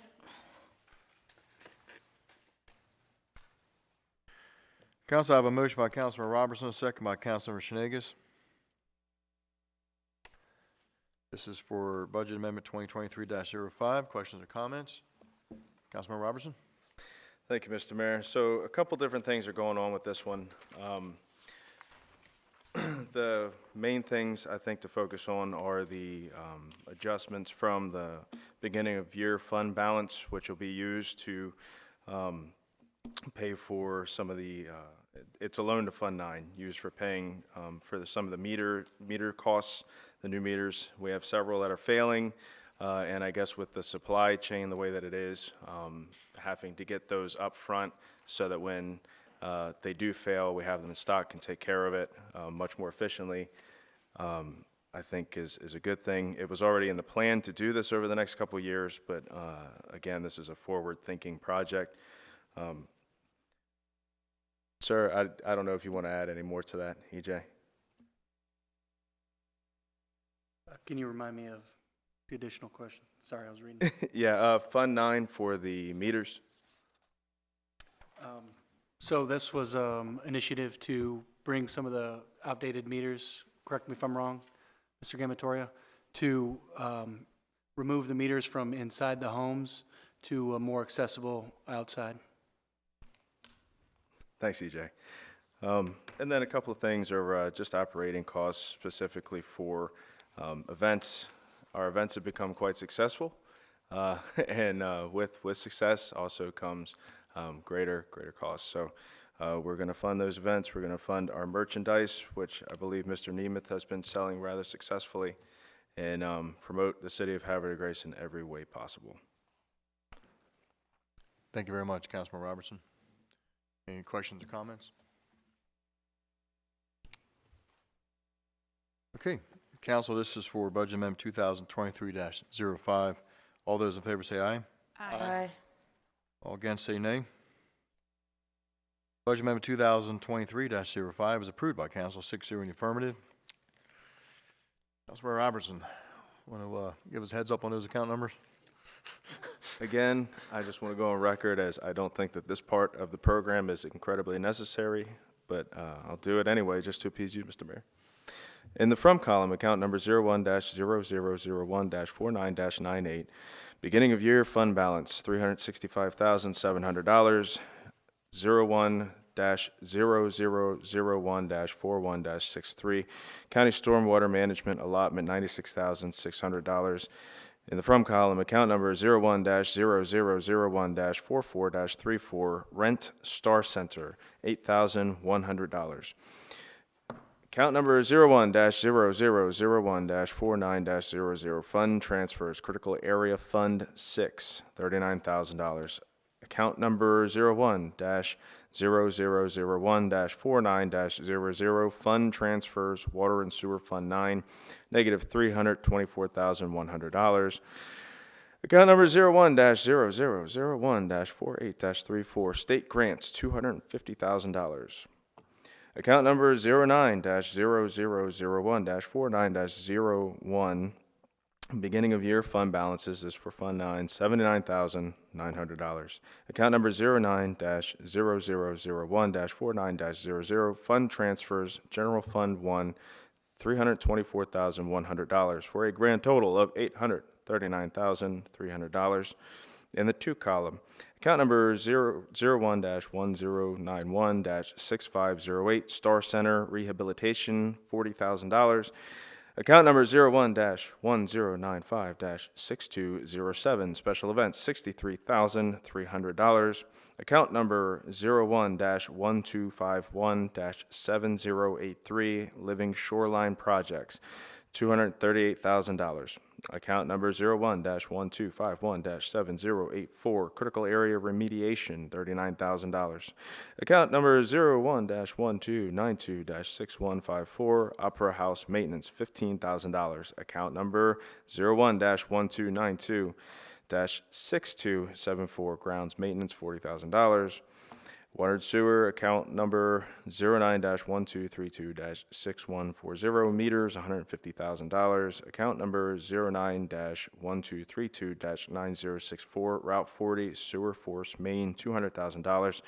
Account number 09-1245-6139, Chemical Expenses, for a grand total of $839,300. Councilmember Robertson, thank you very much. Item C, Budget Amendment 2023-06. Mr. Mayor, fellow council members, I move to approve Budget Amendment 2023-06, Apex Officer Simulator System. Second. Council, I have a motion by Councilmember Robertson and is seconded by Councilmember Martin. This is for Budget Amendment 2023-06. Questions or comments? Councilmember Robertson. Chief, would you mind just giving a brief overview of what this training is for? Certainly. Right now, it's mandated by the Maryland Police Training and Standards Commission that we do judgmental shooting. It is demanded, not demanded, excuse me.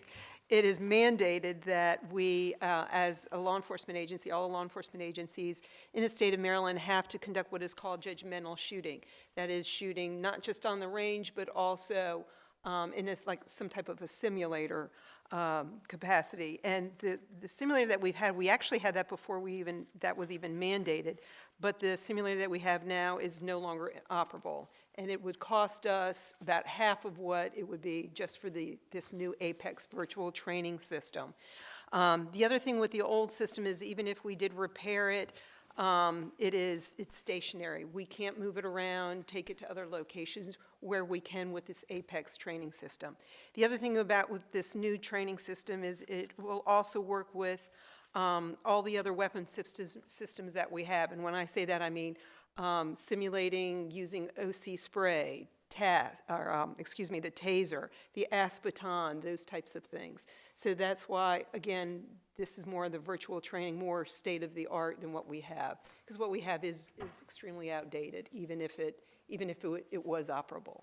So that's the point of this. Thank you, Chief. Thank you. And just to remind the viewing public that, again, these are, this being paid for out of the Police Restricted Fund, so it's money that can't be used for anything else but specifically for the officers. Thank you, Chief. Thank you, Councilmember Robertson. Any further questions or comments? Councilmember Zinner? Thank you, Mr. Mayor. I just wanted to mention some additional facts about these simulators. I did not use the Apex simulator, but when I was in the Harvard Leadership Academy, we spent a half a day at Southern District of the Sheriff's Office, and we all got an opportunity in our class to use the simulator, and it's quite the eye-opener in terms of how quickly you have to react to a certain situation. And it kind of brings home these cases that come up in regards to perpetrators, whether they're armed or they're not armed, whether they're shot, whether they're not shot, whether a policeman is shot, and so forth, because you can look at one case in 1 minute, and then they change something behind the scenes, and you can look at it again, and instead of pulling out a comb, the guy's pulling out a gun. So it's very interesting, and it really kind of keeps you on your toes, I'm sure, in terms of the police officers themselves and what they can learn from using these simulators and reaction times. So I'm glad we're getting state-of-the-art, and I want to come over and try it. You all are invited. It was one of the most fun things I had. I missed everybody.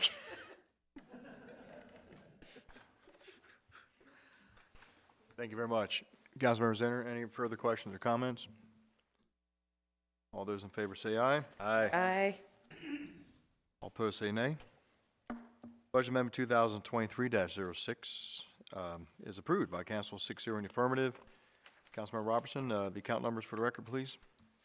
In the from column, account number 01-0001-49-00, fund transfers, Fund 14, Police Restricted FD, $32,200. In the to column, account number 01-1112-6501, Range Apex Officer Simulator System, $32,200.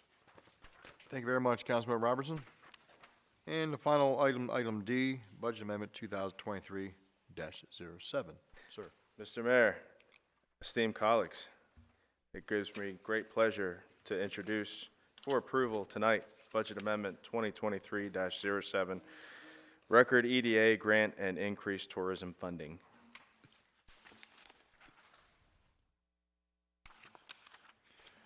Second. Council, I have a motion by Councilman Robertson and a second by Councilman Martin. This is for Budget Amendment 2023-07. Questions or comments? Councilman Robertson? Thank you, Mr. Mayor. No, you know, I like to give a brief overview of what this stuff is, just for the folks that are watching at home. And, you know, I had mentioned that the tourism sales 2 budget amendments ago, but it's actually in this one. That's my mistake. So again, there's been some revenue generated from the tourism sales, you know, the Havre de Grace merch. So that revenue is going to be captured and put back in to buy some more tourism stuff, as well as grant funding for the pier, and that's a big kudos to Ms. Wanda Boker and our Tourism and Economic Development Office. I don't know if you want to say anything about that, Bridget. Okay. Shout out to Wanda Boker, but I've talked about this project many, many times, and as it moves through the budget process, we thank you greatly for supporting it, and we will start moving on it tomorrow. We've been waiting on this. So, thank you. And just like with everything, the costs of this product has gone up exponentially from the beginning of this grant writing process, which I understand was a little less than a year from start to finish, and to date. So it's either do away with the whole grant that was approved and resubmit for the adjusted amount because there was no scaling, or we find money from somewhere else. And luckily, we have some other grant opportunities within the city itself to fund the remainder of that pier. So huge, huge, huge for Havre de Grace Tourism. Thank you very much. Any other questions or comments? No? All those in favor say aye. Aye. Aye. Aye. All opposed say nay. Budget Amendment 2023-07 is approved 6-0 by the council. And finally, the last account numbers here for the evening, sir, if you wouldn't mind, Councilman Robertson. It would be my pleasure, Mr. Mayor. In the from column, account number 01-0001-49-00, fund transfers, Fund 2, revolving fund FD, $61,800. Account number 01-0001-48-52, federal grants, EDA, $319,200. Account number 01-0001-46-40, expense reimbursement, legacy loan fund, $101,000. Account number 01-0001-46-76, tourism sales, $7,000. In the to column, account number 01-1251-7089, Green Street Pier, Swan Harbor Footbridge and Shuttle, $466,000. Account number 01-1072-6130, tourism items for resale, $10,000. And account number 01-1072-6283, tourism public relations, $13,000, for a grand total of $489,000. Thank you very much, Councilman Robertson. We good? All right, excellent. We appreciate it. And thank you, council. We're going to move on to item 16 this evening, which is Director's Report. We're going to start off with the Director of Administration, Mr. Gamatoy. Good evening, sir. Thank you, Mr. Mayor and council. Last week, I received a letter from Comcast, and I passed that on to council and also to the mayor. We will post it tomorrow on the website. And quite frankly, it's not real good news for the citizens and all of us that use Comcast internet or Comcast for our television watching pleasure.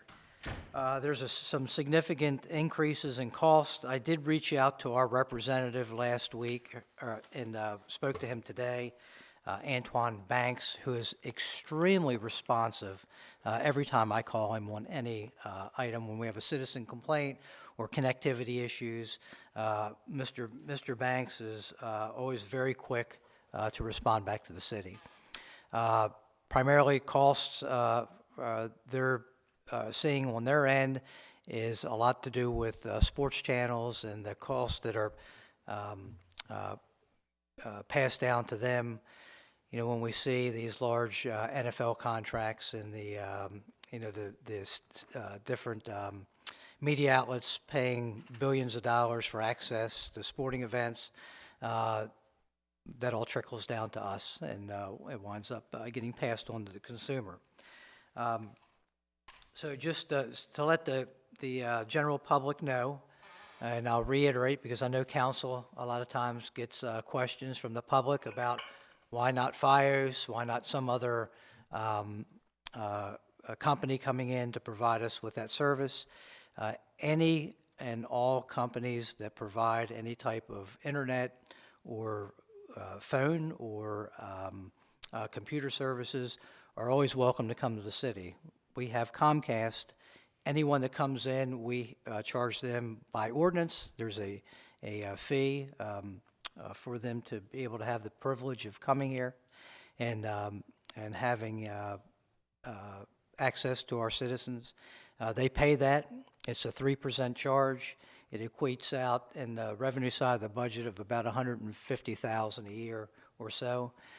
Council has been very cautious in years past as they renew these agreements with Comcast not to raise the fees.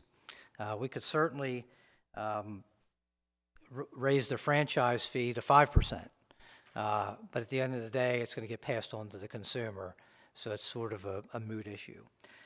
So just remind council that the last time this agreement was renewed was, I believe, 2013. It'll come up for renewal September of 2023. So I have reached out again to Mr. Banks and his team to let them know that first quarter of the new calendar year that we would like to start negotiations with Comcast, and that also at any time, it doesn't have to be the first quarter this year, anyone else that wishes to come into the city to provide such services. The city is open to that, and so hopefully we'll get a competitor. Competition is always good when it comes to pricing.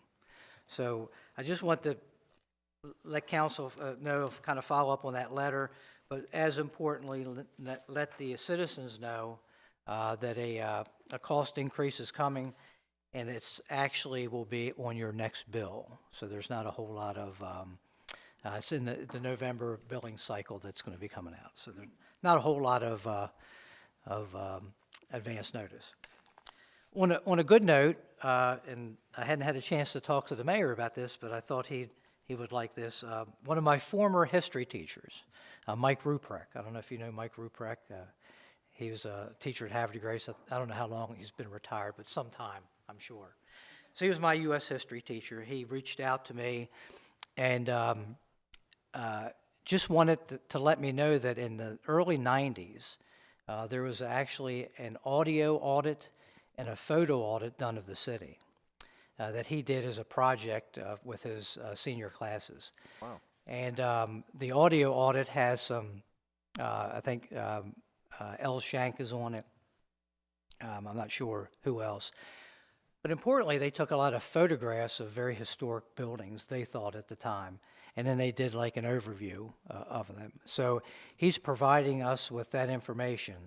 I have Diane Clare working directly with the Historical Society. Oh, wonderful.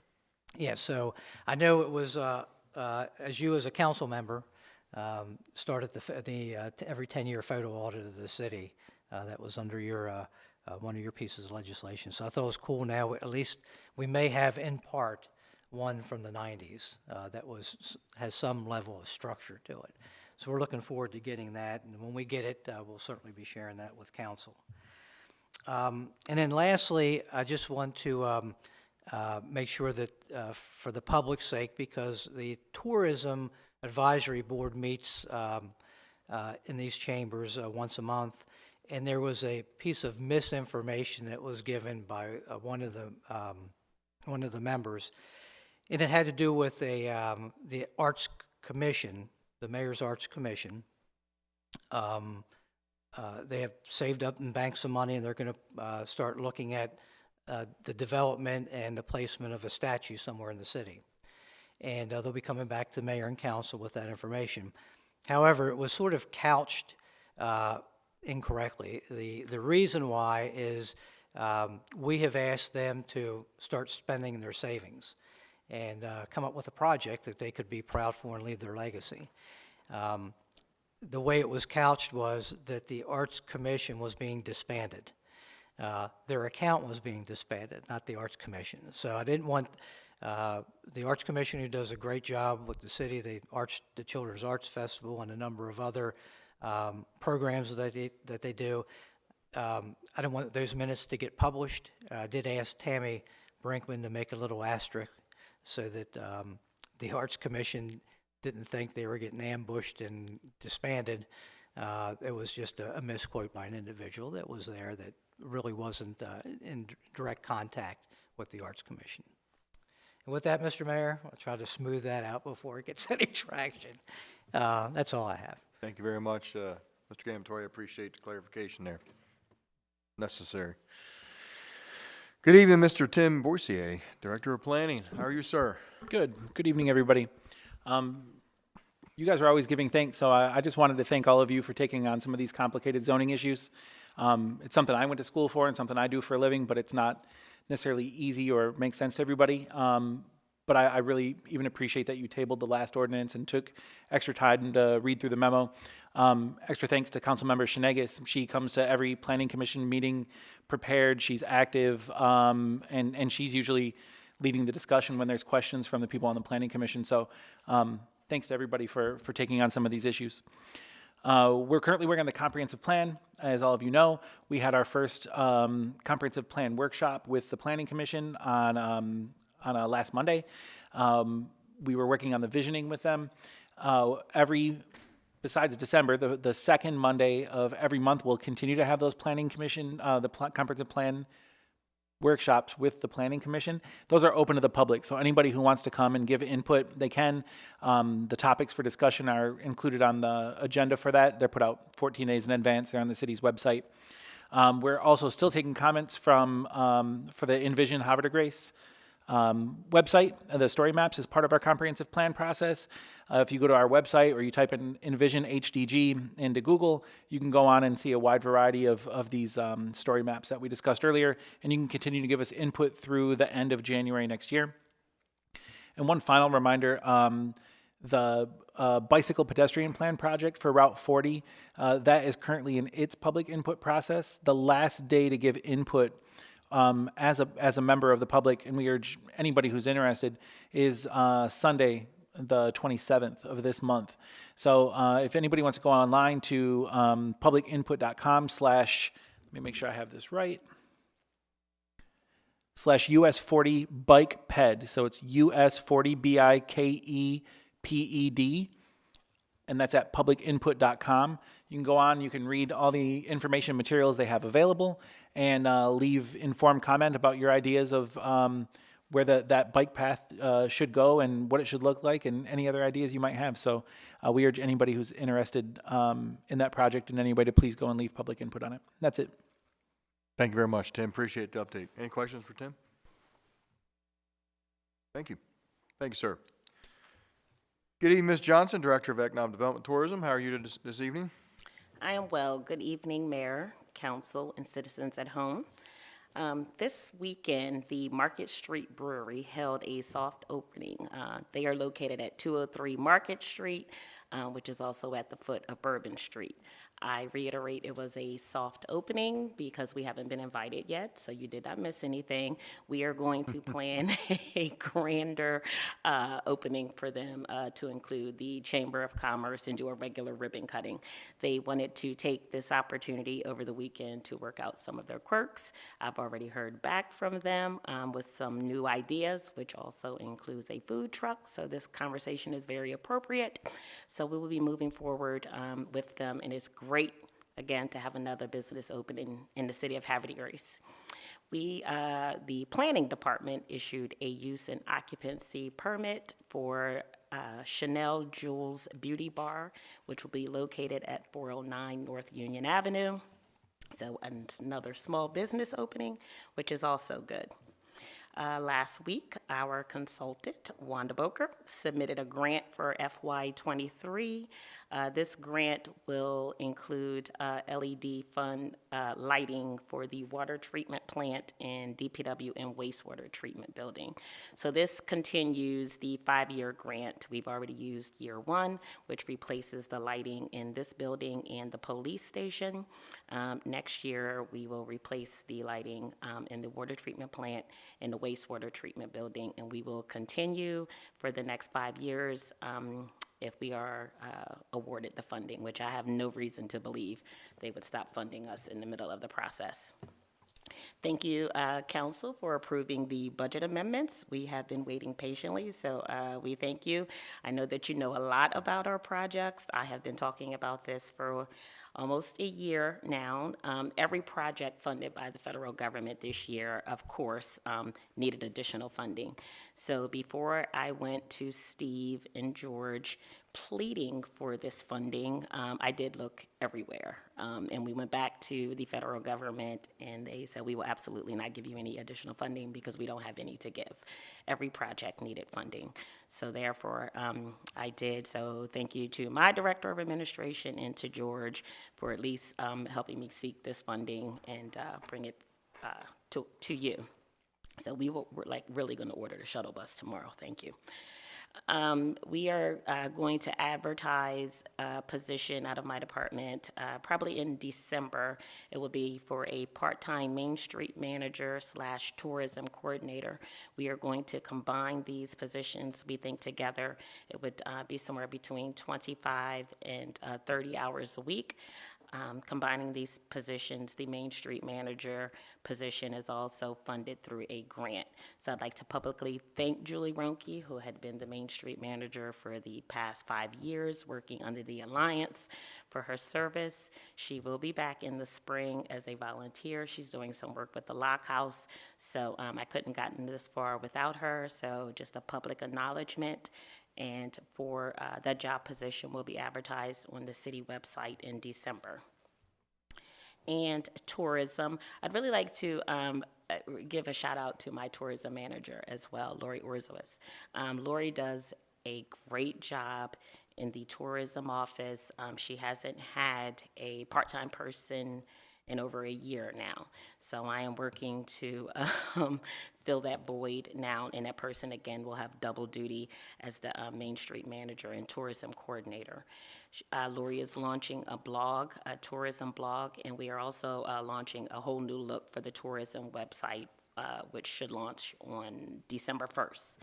So with all of the upcoming events, which I will not go through all of them because we would be here all night, but we want to continue to encourage people to go to explorehavredegrace.com or Explore Havre de Grace, our Facebook page, and Instagram. It is the best way to keep up with all of the upcoming events. And Holly Jolly First Fridays is around the corner. It's December 2nd, Friday, December 2nd, 4 p.m. to 8 p.m. The parade starts at 6 p.m., followed by the lighting of the Christmas tree. I'm sure the mayor will speak about it. We're going to start promoting the Ride the Trolley and Shop Small Weekend, which is November 5th through the 27th. So again, explorehavredegrace.com. Follow us on all of our social media platforms. If there are no questions. Council, any questions for Ms. Johnson? We have a lot going on in your department with such few people. No, everything's going great, and I was going to talk about a few things under my comments, but thank you very much, Ms. Johnson. You're welcome. Mr. Doherty, Director of Finance, how's all the money doing? Mr. Mayor, it's very green. Good evening, Mayor, Council, citizens both at home and on the internet. First of all, I'd like to echo Director Johnson's comments. Thank you very much for your support, especially in these days as costs start to rise very rapidly. Locking down the price becomes more and more important early in the game. And so your actions help save the citizens a lot of money, so thank you. In terms of the current conditions of the major funds, the general fund is sitting at a fund balance of just under $7.5 million. It is slightly below where we thought we'd be, $90,000, but it's essentially pretty much where we would expect. The revenues for the year so far have been at 15.8 million. The budget was at 15.5 million, so you're about 300,000 higher than expected with budgeted revenues.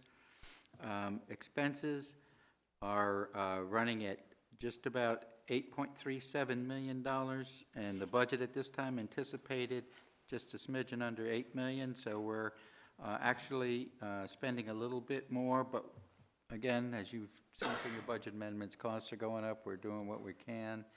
And while I'd like to think that Councilman Robertson won't have too many more of these things to read for the mayor, I suspect we will. The Water and Sewer Fund 9, the fund balance is sitting at just under $1.7 million. The budget estimate at the time was just under $2 million for this stage of the game. So we're running about $280,000 below budget. The revenues were at just under 6.1 million. We anticipated they'd be about 6.4, so they're under by about 300,000. And that's been, it continues to be the case. Our capital cost recovery fees continue to lag, although they are definitely picking up. Our expenses on the water sewer fund are just under $4.4 million, which is below budget by $30,000. I don't think I remember that fund being that close to the budget since for a very long time. So it's better to be lucky than good when you're guessing estimates. The Marina Fund, the fund balance is sitting at just over $1 million. The budget estimate at this stage of the year was about $940,000, so they're a little over $100,000 above budget. Revenues are at $1.3 million. They were expected to be about 1,275 by this date, so they are actually above budget by about 50,000, of which most of that is fuel. As I repeatedly caution, fuel gets bought in bulk, and so timing is everything with fuel. On the expense side, $279,000 year to date. Budget was $336,000, which is below budget by $64,000, and that's also due to the purchasing of fuel. And one last thing, I think the directors are getting into the holiday season, but I want to recognize my staff. They were mentioned by the auditor as being very helpful. They are the true heroes when it comes to making the audit run so smoothly. And I, every year with great pride, like to say we are still paying less for our audit now than when we started the contract with the current auditor. And that's been 8 years ago. So I'm not sure with inflation we'll be able to hold on to that, so I get one last time at it. Actually 2, because we locked them down for 10 years, so we actually have 2 years. And with that, that's my report for this evening, sir. Thank you very much, Mr. Horty. Any questions for George? Okay, thank you, sir. Good evening, Mr. Melizer, Director of Public Works. Good evening, Mayor, Council President, council members, audience, everyone at home. A few notes I'd like to share. I'd like to thank Mr. Gamatoria, Mr. Doherty for helping me put pen to paper on the savings DPW team has accomplished out in the field by water auditing, verifying meter calibrations, identifying and fixing new water leaks in mains throughout the city. Our combined efforts have resulted in saving the city taxpayers approximately $59,000 over the past 3 months. So I appreciate that. There's much more work to do. As mentioned in our last council meeting, we've hired leak detection experts. We awarded a contract to Consultant Engineering. They'll be beginning work next week, so many of you got the CTY on your phone. That's what that's referring to. So don't be alarmed if you see people in your front yard with Consultant Engineering on their jacket, lifting meter crocks, listening to fire hydrants, and this is kind of helping us take priority with tackling things before the winter temperatures drop. So just wanted everybody to be aware of that. Separately, I'm pleased to announce I'll be working with 2 of the council members on a few new projects. Councilmember Martin on an upcoming Eagle Scout project for children with disabilities, and Councilmember Boyer, who recommended a course through the Maryland Recreation and Parks Association, which is a 2022 Playground Summit in Laurel, Maryland. So we'll have a few in attendance for those. Looking forward to working with you both on those. On the topic of parks, I'd like to commend Marina Tiffany and our DPW cleaning staff for daily cleanliness. Many of you have heard the compliments through social media, and we've received several that I'd like to pass along and share publicly. I just want to say I appreciate those people working every day, keeping our bathrooms clean. To conclude, I'd like to give a special thank you to Harford County Stormwater Management Engineer Christy Joyce for her ongoing mentorship and expert advice cross-training our local hire, Kevin Wilson, on stormwater management. Again, it's always great to see DPW folks rise through the ranks as the city invests in our people.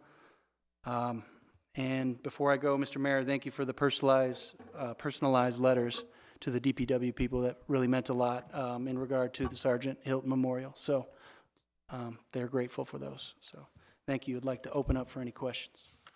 Any questions for EJ? Thank you very much, sir. Thank you. Thank you, Mr. Mayor. Good evening, Chief. Good evening, Mayor and Council. I'd like to start off by once again thanking Councilmember Robertson for bringing all of the budget amendments forward, especially for us. And I also want to thank the council for also approving this, because those have been two long projects and very important projects. So we really do appreciate everybody's support in approving those. So I do want to thank you very much.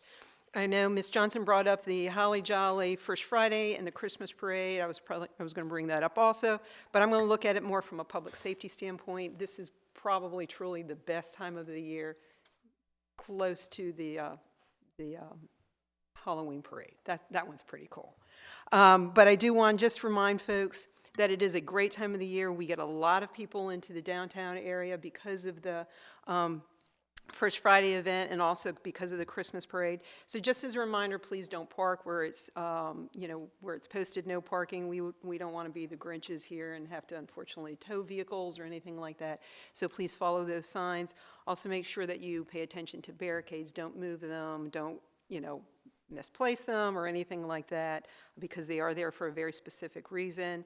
Also, if you get a chance, please make sure that you're wearing something that's kind of bright, something that people can see, because it does get very, very dark, especially if you're walking across Union Avenue to get down to Washington Street and St. John Street. That's always very, very dark. I always end up working the traffic post there, and it is, trust me. So please try to wear something that's a little bit brighter. The other thing is to help the children when they lose their parents, because parents have a tendency to walk away just as much as the kids. Please pay attention to your children. Because it does get very, very crowded when Santa arrives, especially on Washington Street and St. John Street. So because we do have such a large volume of people that do come into our city, in addition to our own residents, please pay attention to your children. And last but not least, when the police give you some traffic direction, please pay attention to that, because we are trying to get you out of the area as quickly and safely as possible, and we don't want anybody to get hurt. So with that, I just want to wrap it up, and I do again thank you folks for approving this budget amendment, and I do also want to wish everybody a good, safe, and happy Thanksgiving. Thank you, Mayor. Thank you very much, Chief. Thank you for your comments. Any questions for the Chief? All right, thank you. We're going to go to item 17, business from the mayor's office. And I want to start off by just talking about an event that happened over the weekend, the annual Oyster Feast that the city of Havre Grace holds at the Star Center. We had about 450 in attendance roughly. And remember, $15 from every ticket goes to a local participating nonprofit. And so we raised a good bit of money for our local community. We had a lot of good people there having a great time. It was very successful. I wish to thank Bambi Johnson. I wish to thank Lori Orzowitz. I wish to thank the Director of Economic Development and Tourism, Ms. Bridget Johnson, for personally overseeing the whole production. And as well as members of DPW that were in there hanging, decorations up and all that stuff. It was a team effort. And yeah, it was a great night. And if you missed it, it'll happen next year. It always happens the Saturday before Thanksgiving. And again, it's a great time, especially if you like oysters. We like oysters. So anyway, and I hit 104 oysters this time. First time I broke the century mark. You more than doubled what I had. I wasn't feeling well, so. Oh, you weren't? Nope. Okay, I was wondering what happened to you. Slowing down a little bit. That's all good. I didn't eat all day. So anyway, 104 oysters. Let me quantify that between raw, steamed, stewed, and fried. It wasn't all like the raw ones. I couldn't eat 104 raw ones, no way. But anyway, great time. And yes, the Holly Jolly First Friday Parade is going to be the first Friday in December, December 2nd. It's going to be, it's going to kind of start around 8 o'clock and end around, start around 4, end around 8 o'clock. The parade's going to start at 6. And as soon as the parade's done, we're going to light the tree right there at the 5 Points, which is in front of Concord Point Coffee Shop area. Please come on down with your family and see that. There's going to be all kind of great stuff to do.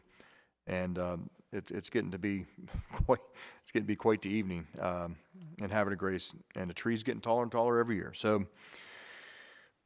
with that said, I just want to make a comment briefly. I can't let this go because this has been such a part of our vocabulary in the last couple of years. But we had an election on November 8th, and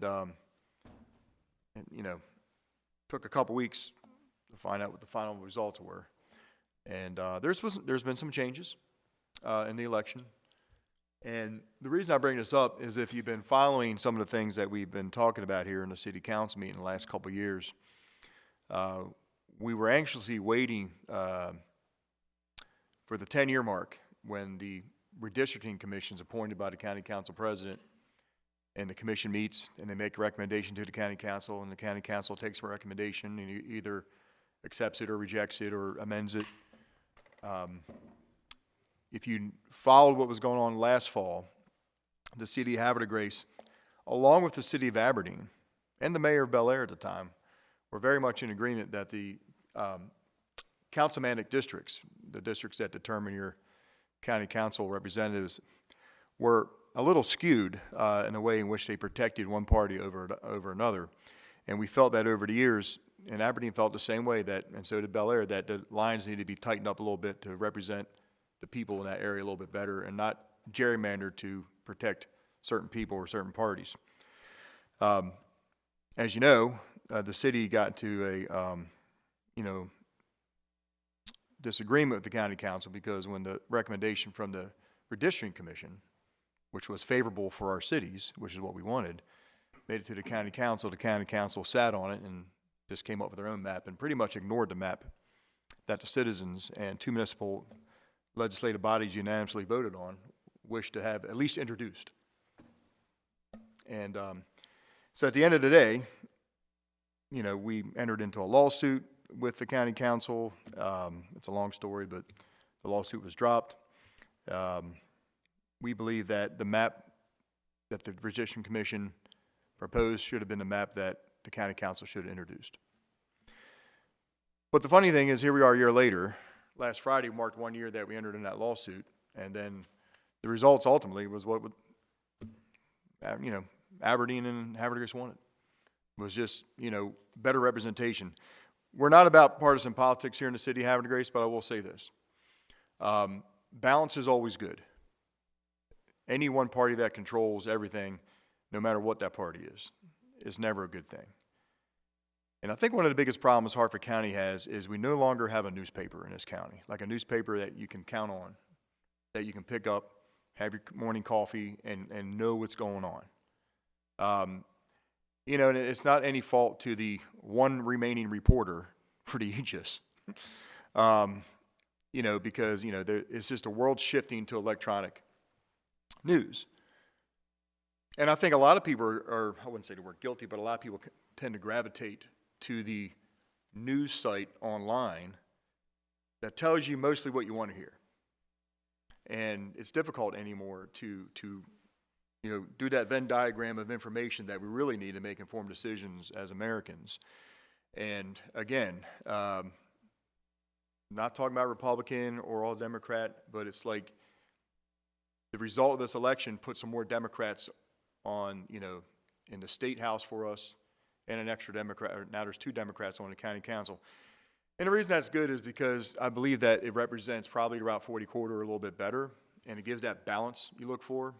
Quite personally, in my opinion, after 15 years of elective office of a nonpartisan seat, I don't really, and I agree with Councilman Robertson, I talk about this, I don't even know why the county council is partisan. I really don't. I mean, they don't vote on any social issues. They vote on zoning stuff and funding public safety and funding education, and those should be universal things that all citizens care about. But it's partisan, and you get that riff. But anyway, I think that from the city of Havre de Grace's point of view, I think that the citizens, there was a lot of people that came out to vote. I think the new makeup is a lot more representative of how the demographics of Harford County. Hopefully, the next 4 years will be good years of people working together and doing good things for the constituents that they are going to take an oath to serve. But like I said, I think one of the things I find that has changed since I first got on council in 2008 to where we are now in 2022 is we really lack a good news source for Harford County citizens and Havre de Grace citizens to stay informed. I mean, I remember butting my head against the wall sometimes when I would see these articles thinking, they got it wrong, they got it wrong. But you know what? I'd rather have them get one wrong and three right than have no articles whatsoever that come out. Because all of us are asked constantly, I don't know anything about this election. You know, who do you like? Who do you like? And, you know, you hate telling people that stuff.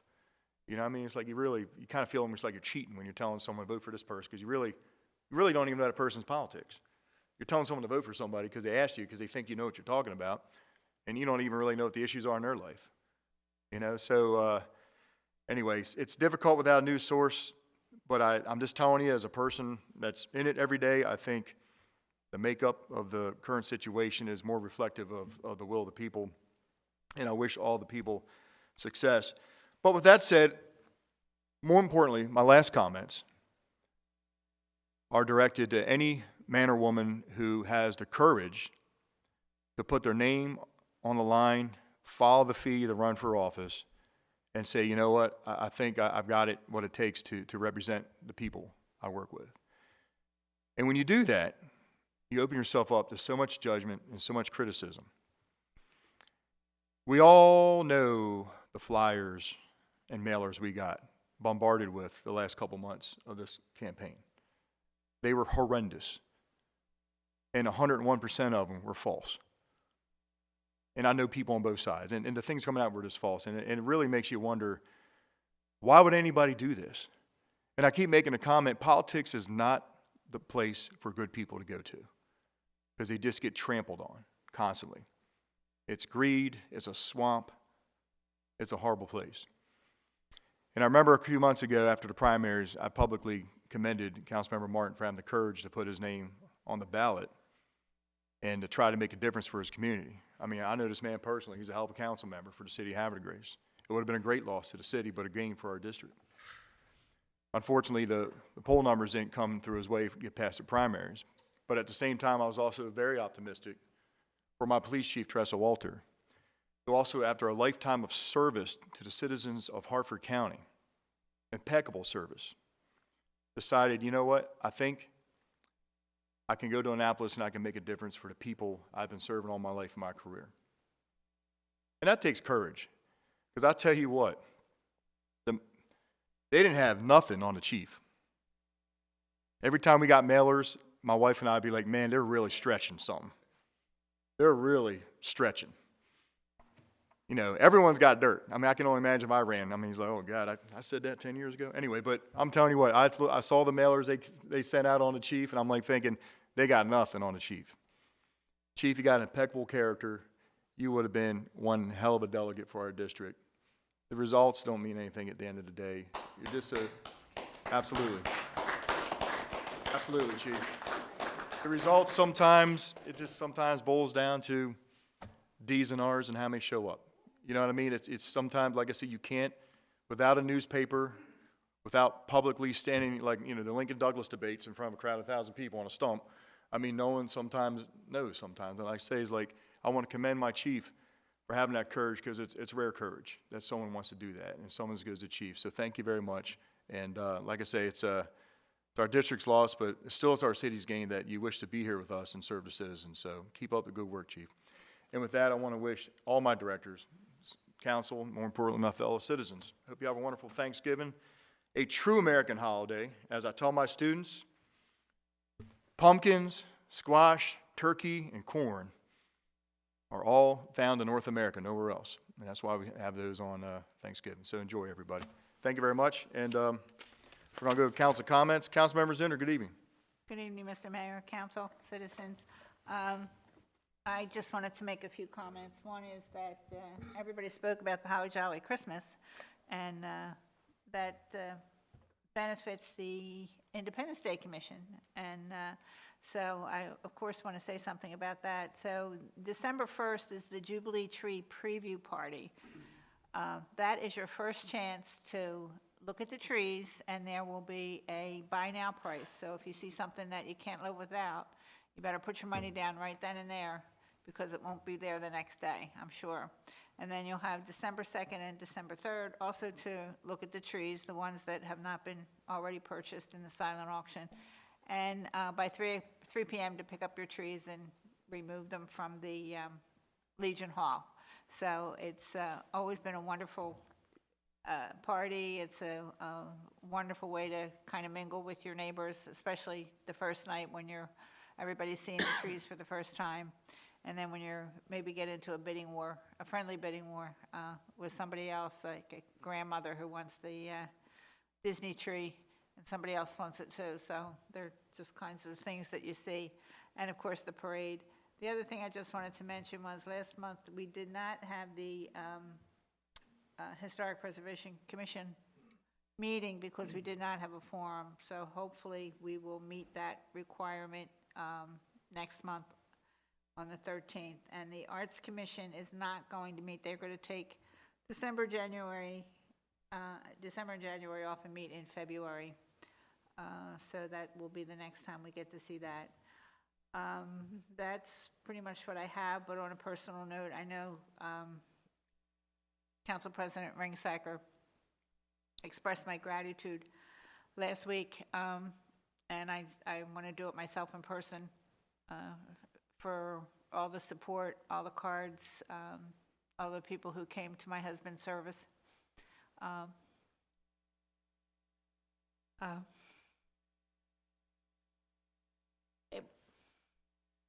It made me feel very honored that so many people would come out to support me, and many to support a person they never met.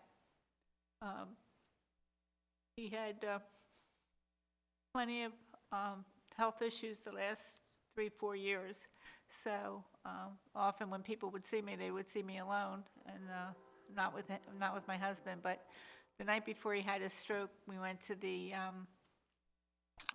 Martha Lewis fundraiser, and I kept telling him how nice he looked. And we had a really nice time, and then the next day, things changed for us. But I am eternally grateful, and I'm sorry. Thankful for all the support that I got from the city and the people in this city. So thank you very much. Thank you very much for your words, Councilmember Zinner. Councilman Robertson. Good evening, Mr. Mayor, fellow council members, city staff, ladies and gentlemen here and at home. It's not every day that we can say here, so thank you all for sticking around for so late and with so much business. Couple quick things. I too enjoyed the Oyster Fest this past weekend. Oyster Feast, excuse me. I did not pack away that many oysters. Congratulations on that accomplishment. There's a dead zone in the bay with your name on it. But the shells were recycled, so if anything, you can say that the mayor was responsible for recycling 104 oysters. So, you know, definitely kudos to Bambi and, of course, Lori, who I think she's got this battle rhythm down pretty well, and Bridget for all your support in that. This was the first year that my wife and I didn't stick around to hang out for the band. We usually do. We like dancing a little bit, and those of you who have been there will probably see that and know that. But that's because we went down to check out the Market Street Brewery with some folks. Had a real good conversation with the owners. We did close that place down, but not in the way that you think. You know, just talked to the owners there and their head brewer and all, and got some good information. And Mr. Mayor, the one owner, and his name escapes me, but I think you'll know him, older gentleman, lawyer from Aberdeen. Bill Bolton. Yep, he said that he's going to give you a hard time when he sees you at hockey for me beating you there. So just know that that's coming. But to everybody's credit, they didn't even post that they were doing it. It was just kind of a word of mouth thing that kind of got out of hand. So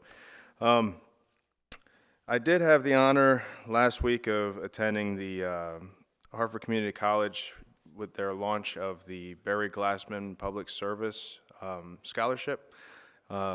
I graduated from Hartford Community College some years ago, and they invited me back to speak just to, like talk about my path to public service and all, and that was pretty cool. It's kind of a different experience to be like on that side of things and talking to donors and students and all that stuff.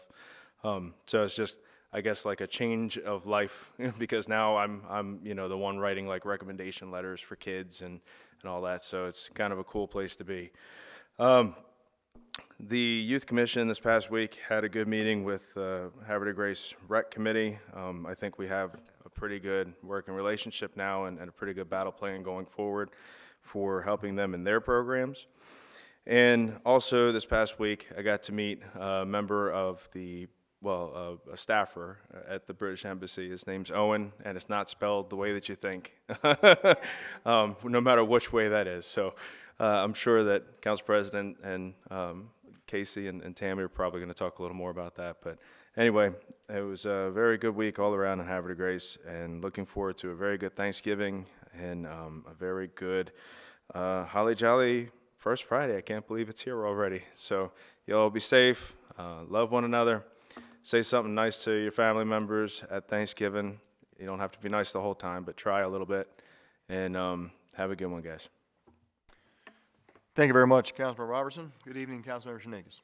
Good evening, Mayor, Council, Administration, audience, and members at home.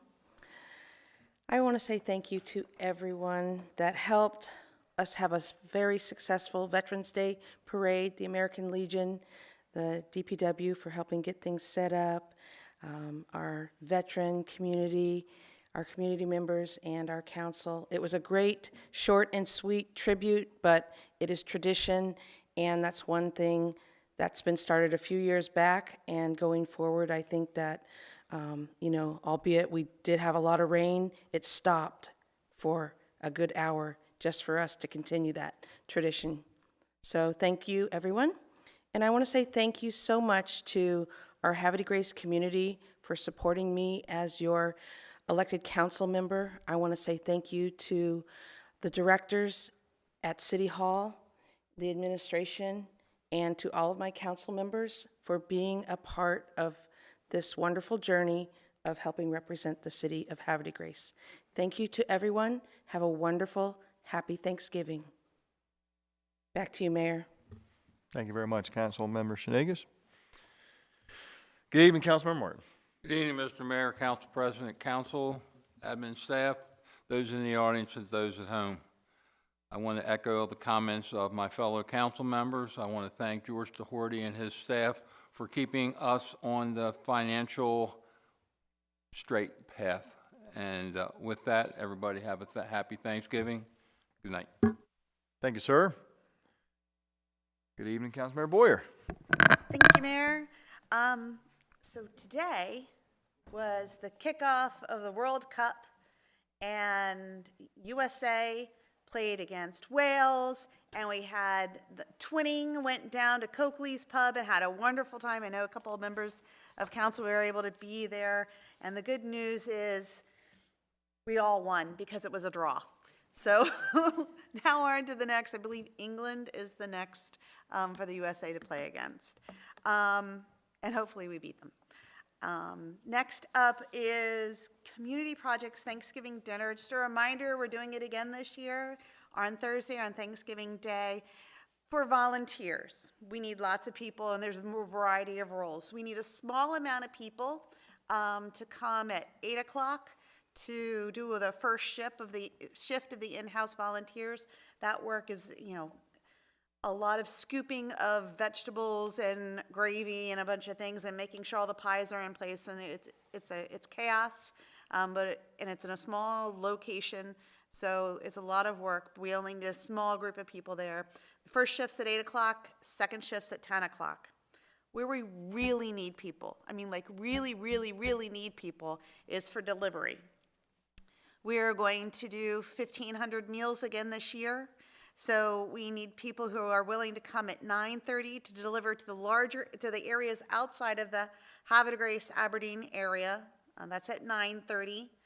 You'll be lined up based on where you would like to deliver to. You'll pull in, say, hey, I want to deliver to Northeast, and they'll put you in a place in the parking lot, and then we'll put you through to pick up your food and send you on your way, and with a wonderful card that Mr. Don hand writes for everybody with the name of who you're gonna, name and phone number and how many meals that they need, and you can call them along your way. So the first delivery time is 9:30. Second delivery time is for Havre de Grace, Aberdeen, and Perryville. That's at 10:30. Again, we're going to be doing 1,500 meals. 1,400 of them will be delivered, and we're going to be reserving back about 100 meals for pickup. So if you haven't already called Mr. Don and said that you would like a meal delivered to your house, you can still come and pick up a meal at the community center.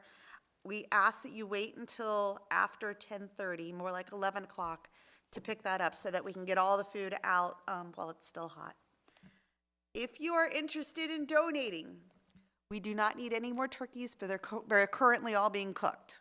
What we need is some funds to replenish everything. We had to rent a box truck this year, so we had a lot of large expenses. So we need money to prepare us for next year.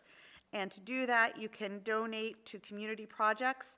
And in the memo line, please put in Thanksgiving dinner. The address for that is 224th North Washington Street, Havre de Grace, Maryland, 21078. And I have to say, honestly, every year, in my family, really sad things happen at Thanksgiving. And all through my 20s, I hated Thanksgiving until I moved to Havre de Grace and was a part of this experience. I started off small, just delivering food, and I got more and more involved. I have to tell you, it is a wonderful, and it's everything that Thanksgiving and community is all about, is this event. So if you can do anything, whether it be showing up to help deliver or writing a check, it's all part of the wonderful process and all of the miracle that we call living in Havre de Grace. So thank you to everybody. I want to thank the staff, economic development, DPW, accounting, the people who never get thanked probably, planning, for all that you've done. I want to thank the volunteers in town, everybody who's volunteered for ambulance corps, fire department, our police auxiliary. I want to thank even the people who volunteer for tourism. I mean, all the wonderful events that you have been a part of this year and helped to promote the city of Havre de Grace. And also to everybody here, I want to thank you all. I want to thank you all for showing up. I want to thank everybody here, and I value your service and your dedication to our community. Thank you. Thank you very much, Councilmember Boyer. Thank you. Finally, we're going to go business from the council president. Mr. Mayor, Council. Steve, I'd like to say that Mr. Ruprecht was one of my absolute favorite teachers because I think history teachers are cool. They are. Yeah, it was cool. They're nice people. So as Councilmember Robertson mentioned, we took, his name is Owen O'Regan. It's spelled E-O-G-H-A-N. So everybody wondered like how it's pronounced. So I actually went online and Googled it, and they had pronunciation things on there. It was great. Super cool guy. He's the deputy head of North American Affairs for Wales at the British Embassy. Super cool, and he actually wants to come to Havre de Grace for 4th of July. We got him all hooked up. We're gonna get him a place to hang out and watch the 4th of July. He says that he doesn't like the DC parade. He says it's too messy and too big, and he wants to come to Havre de Grace for the parade. But one thing he did mention, we took him around, let him go up to the top of the lighthouse, and took him around the shoreline restoration and everything. He said since he came into town, he hasn't seen a single piece of trash. And he just kept on commenting how clean it was. And that's just really cool. So I made sure I told Al Peteraff this weekend at the Oyster Festival that he had commented on that. So we wrapped that up and then dropped off the city cars and hoofed it back to Coakley's and let them buy me a beer. And we talked about all these decorations and stuff he brought for us for the U.S. Wales game. So that was pretty cool going to see that today. Next and lastly, I want some clarification. I did a bunch of research. If you saw watching tonight, you saw me. I was on my computer constantly. Went to the MDOT, Maryland Department of Transportation State Highway Administration, for research on the issues the gentleman spoke about earlier, and he's grossly misinformed on the issue. The MDOT under Chapter 4, the access manual, only requires a deceleration and acceleration lane on a state primary or secondary highway, which Lewis Lane is not. Lewis Lane is a residential street. It is not required by the state for us to have that. It's actually completely up to code. I did all the research on that. They offer posted speed in miles per hour for 30, 40, 50, and 55, not even a 25 mile an hour on there. They recommend for a primary or secondary highway to have a 425-foot deceleration lane. So imagine us having to cut a new lane for people to slow down all the way back from Route 40 to the bridge, the train bridge.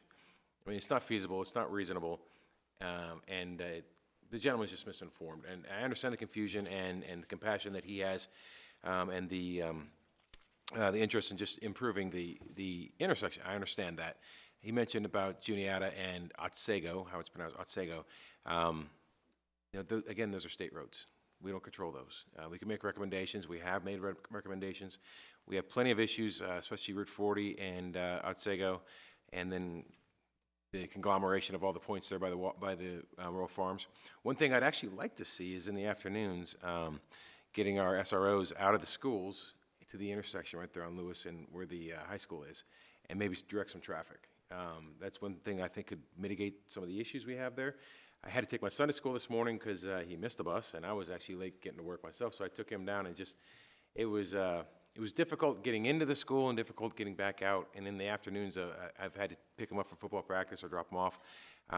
It's pretty tough, and it really overloads that road, so if you're trying to pull out at times, you could sit there for 45 minutes just trying to pull out. So it's something maybe we can talk about in street and traffic safety, about getting some officers out there in the afternoons to direct traffic. Supposedly our SROs are there anyways, so maybe they can step out. I know they have to regulate the kids when they're, especially together in that environment when school's letting out. They have other work to do, but maybe we can figure something out. I don't know, but I'm sorry? No crossing guards, yeah. That's I travel on Moores Mill Road every day going back and forth to work. It's Moores Mill or Vale at that point. It gets renamed, but within 100 yards, there's 2 crossing guards on that road. It's maybe something we need to look into is making sure our streets are taken care of. But with that, Mr. Mayor, I have nothing else. Thank you. Happy Halloween, happy Thanksgiving, happy Christmas, all that stuff. And my favorite holiday is opening day of deer season this weekend. On your motorcycle? Oh, yes. I don't wish to do that again. For those of you who don't know, about 45 miles an hour, I caught a deer on my Harley Davidson and trashed it and broke my spine, my wrist, my ankle, and that was about 5 or 6 years ago. I'm still feeling the ill effects of it, but got a new bike. And you got a deer. Okay. Thank you very much, Council President, for the comments. And Council, we're going to go to item 19, adjournment. Do I have a motion to adjourn? So moved. Second? I have a motion by Councilman Martin, a second by Councilman Schnegus. All those in favor say aye. Aye. All opposed say nay. Motion to adjourn carries 6-0 in affirmative. Ladies and gentlemen, during this Thanksgiving holiday, please keep in mind your thoughts and prayers, every man and woman overseas wearing a United States uniform. And let's say thank you to them, all right? All right, everybody. It's 9:40. Have a good night, good meeting. Happy Thanksgiving.